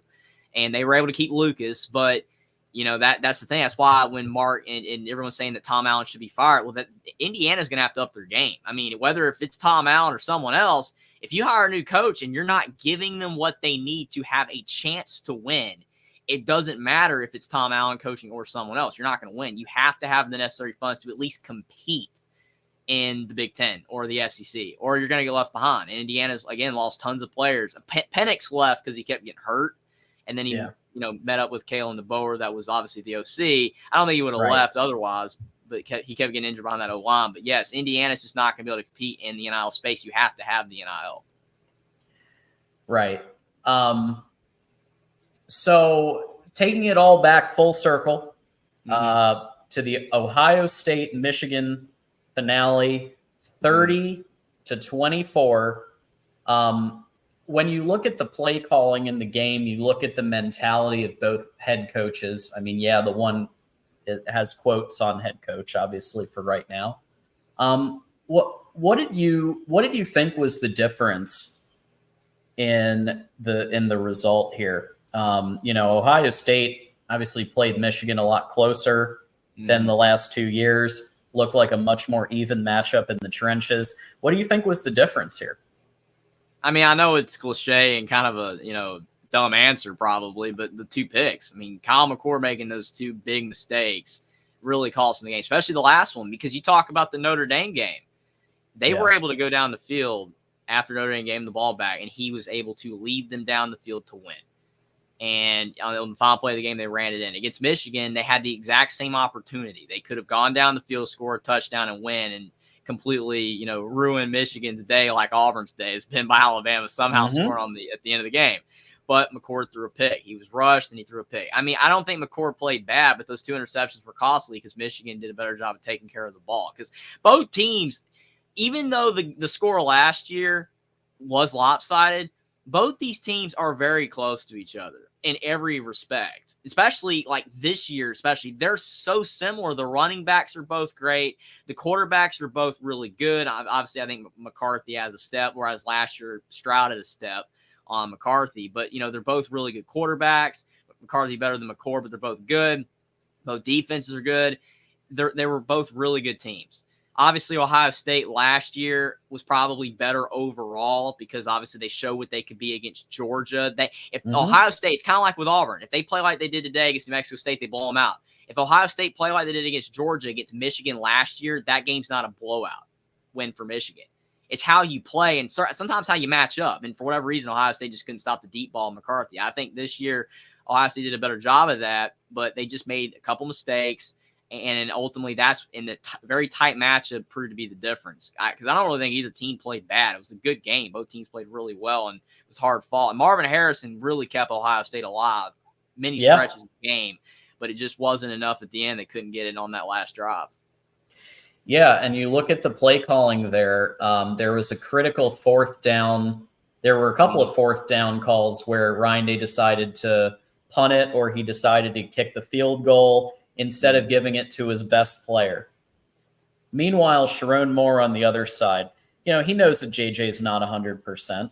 So what does he do? He gets Donovan Edwards in there to do a double pass, and throws it to a wide open Colston Loveland. He puts Alex Orji at quarterback to do a run package, and he gets 13 yards. He throws to Roman Wilson. Obviously, Colston Loveland had the most receiving yards in the whole game. To me, it just looked like Sharon Moore was and I was actually shocked about this because the Penn State and Maryland game, I knew that there'd be more for this game, but there was Sharon Moore for this game, and the play calling all across the board. I was so thrilled at packages they had dialed up. They looked like they just wanted it more. I agree. And those plays were huge. I mean, to your point, you mentioned the play calling. I mean, again, it was a very even matchup, but sometimes those little plays make the difference. What if those plays didn't work? They didn't work, then Ohio State could be the one that wins. I mean, how many times have we seen, like, I know it's to shift gears to different teams, but get back to this. You talk about Alabama-Auburn when you would have Gus Malzahn. How many times did Auburn win over Alabama just because Gus Malzahn pulled something out of his hat to win the game? Something crazy, some play, whether it was a fake punt or just whatever play. Like, I'll be watching, I'm like, Alabama's the way better team. I know it's always a competitive game, like it was today, and Alabama almost lost, but Malzahn would do something and Auburn would win. That's why they won a lot of those. I think he won like 4 of the 10 game, 4 of the 9 game, however many it was. He won at least 3 or 4 of them. And most times they were not even close to being favored. A lot of people thought Bama would win fairly easily. But I just think that, like, with those plays, Michigan, they got, I wouldn't say they got lucky because they were really good plays, especially the Donovan Edwards pass, to your point, wide open. But if those plays fail, then with plays like that, it always stinks because if you don't get them, then everyone's blaming the play call. Because I remember, and I know it's another crazy example, but the Egg Bowl, when you had Ole Miss and Mississippi State last year, and I was glad Mississippi State won for Mike Leach because it was his last game before he passed away. But when people talk about Lane Kiffin, that was a bad play call, that was not a bad play call. If Jackson Dart takes one more step forward before he crosses that line, he stays behind the line, but he takes one more step, that defender comes up, that play works. But he threw it just a hair early. The defender batted it down. It was going to be a completion.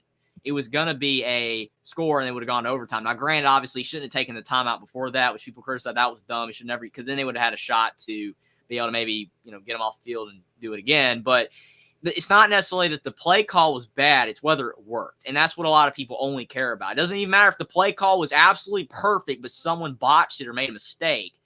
But in this case for Michigan, those play calls that they did worked. And that's why Sharon Moore, is looking like a genius right now because Michigan won the game. But those plays are always dangerous because if they don't work, you're going to look terrible. But thankfully for Michigan and for Sharon Moore, they worked. Yeah. The only thing I would push back on slightly is that, once 2021 started, Ohio State, instead of getting 6 days of prep, now every single week there's Ohio State, like there's what we call beat Ohio drills. So my guess is these packages, the Alex Orji package, the Donovan Edwards QB throw, and some of these other things that we saw, my guess is they were working on that stuff all season. You're probably right, 100%. I would say that would be the one difference I would put to this, because before 2021, Michigan didn't spend nearly – so Ohio State took Michigan always. So under Urban, they were prepping for Michigan every week. But Michigan didn't take it like they prepped for a standard amount of time like they would for any other opponent. But Ohio isn't just any other opponent. And so then 2021 comes and the mentality shift flips. And everywhere in that building, it's what are you doing to beat Ohio State today? It's not what are you doing to beat insert team here today. It's what are you doing to beat Ohio State today? And so they prep for Ohio State all year long, and it showed today. And so Jim Harbaugh, I think that's why it didn't look the same as Maryland. That's one reason it didn't look like Maryland and Penn State, because they don't prep for Maryland and Penn State all year. They prep for this game all year. And so that's why I think it looked more like the first 8 games than the last 3. At least I think that's one reason. I don't know.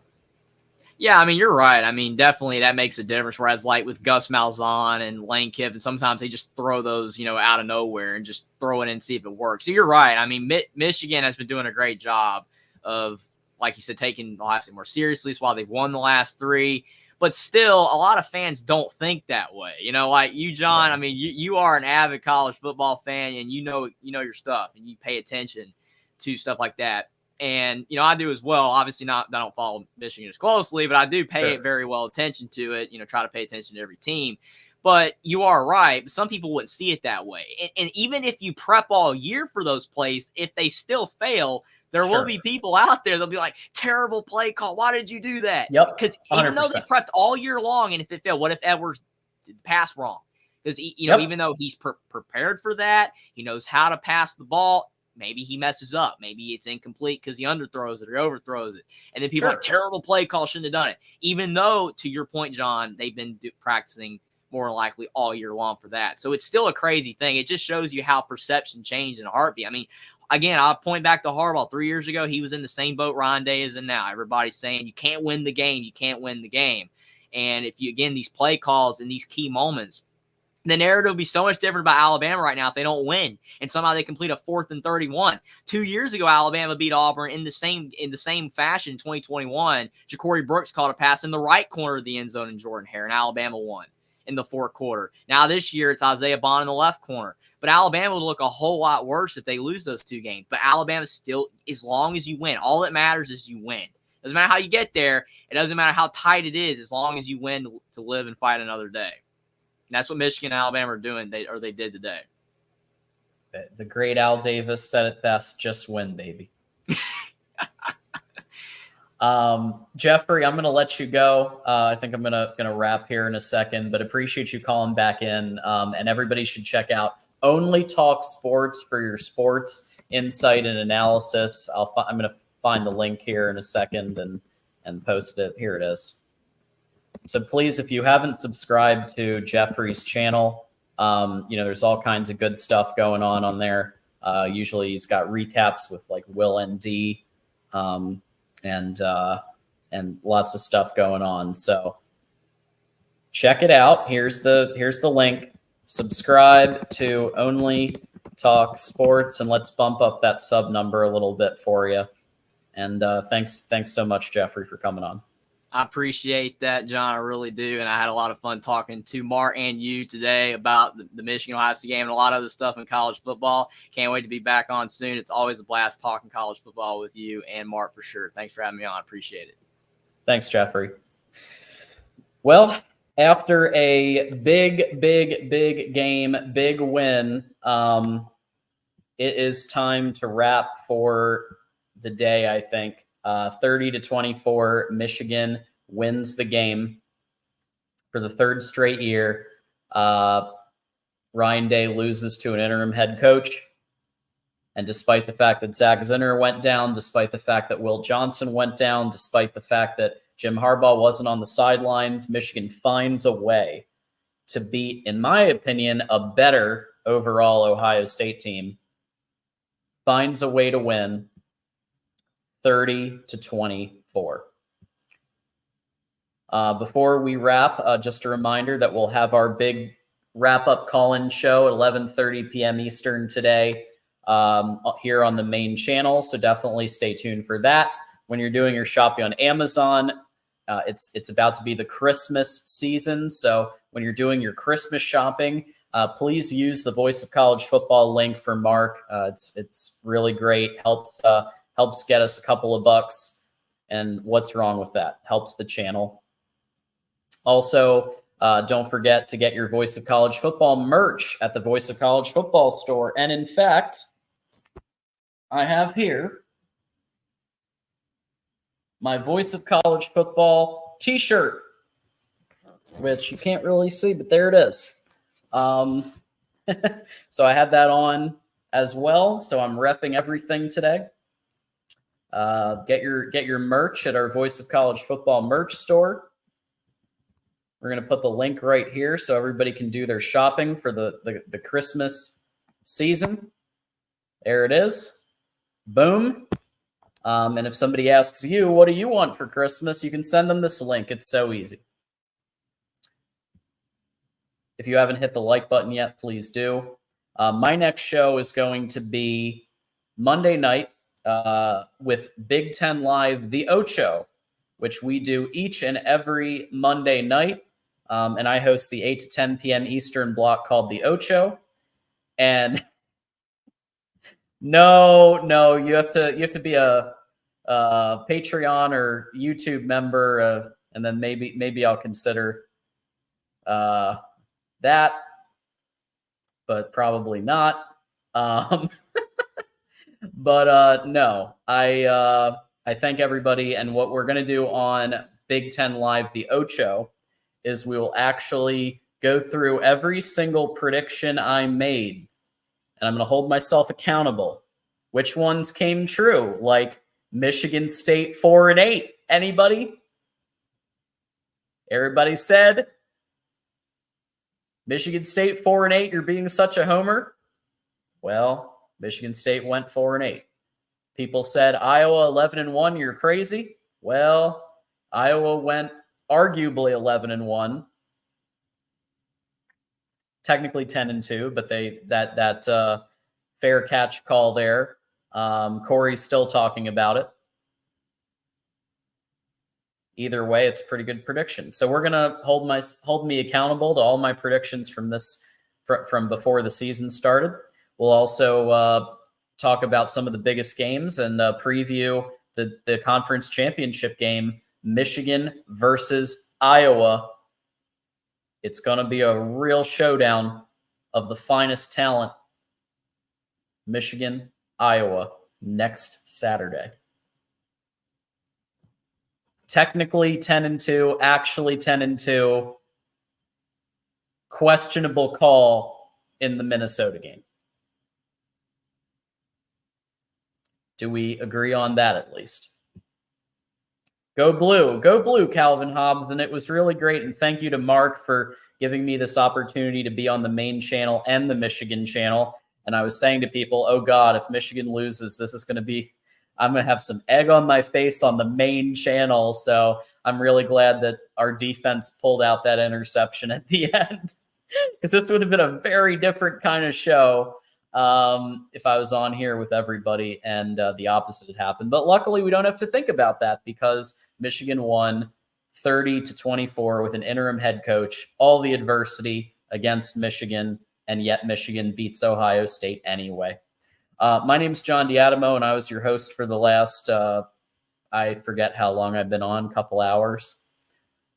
So definitely follow me on Twix at John Diadamo if you haven't already. I'm also on Discord chat. If you join our Patreon or YouTube membership, you'll get access to our Discord chat and so on and so forth.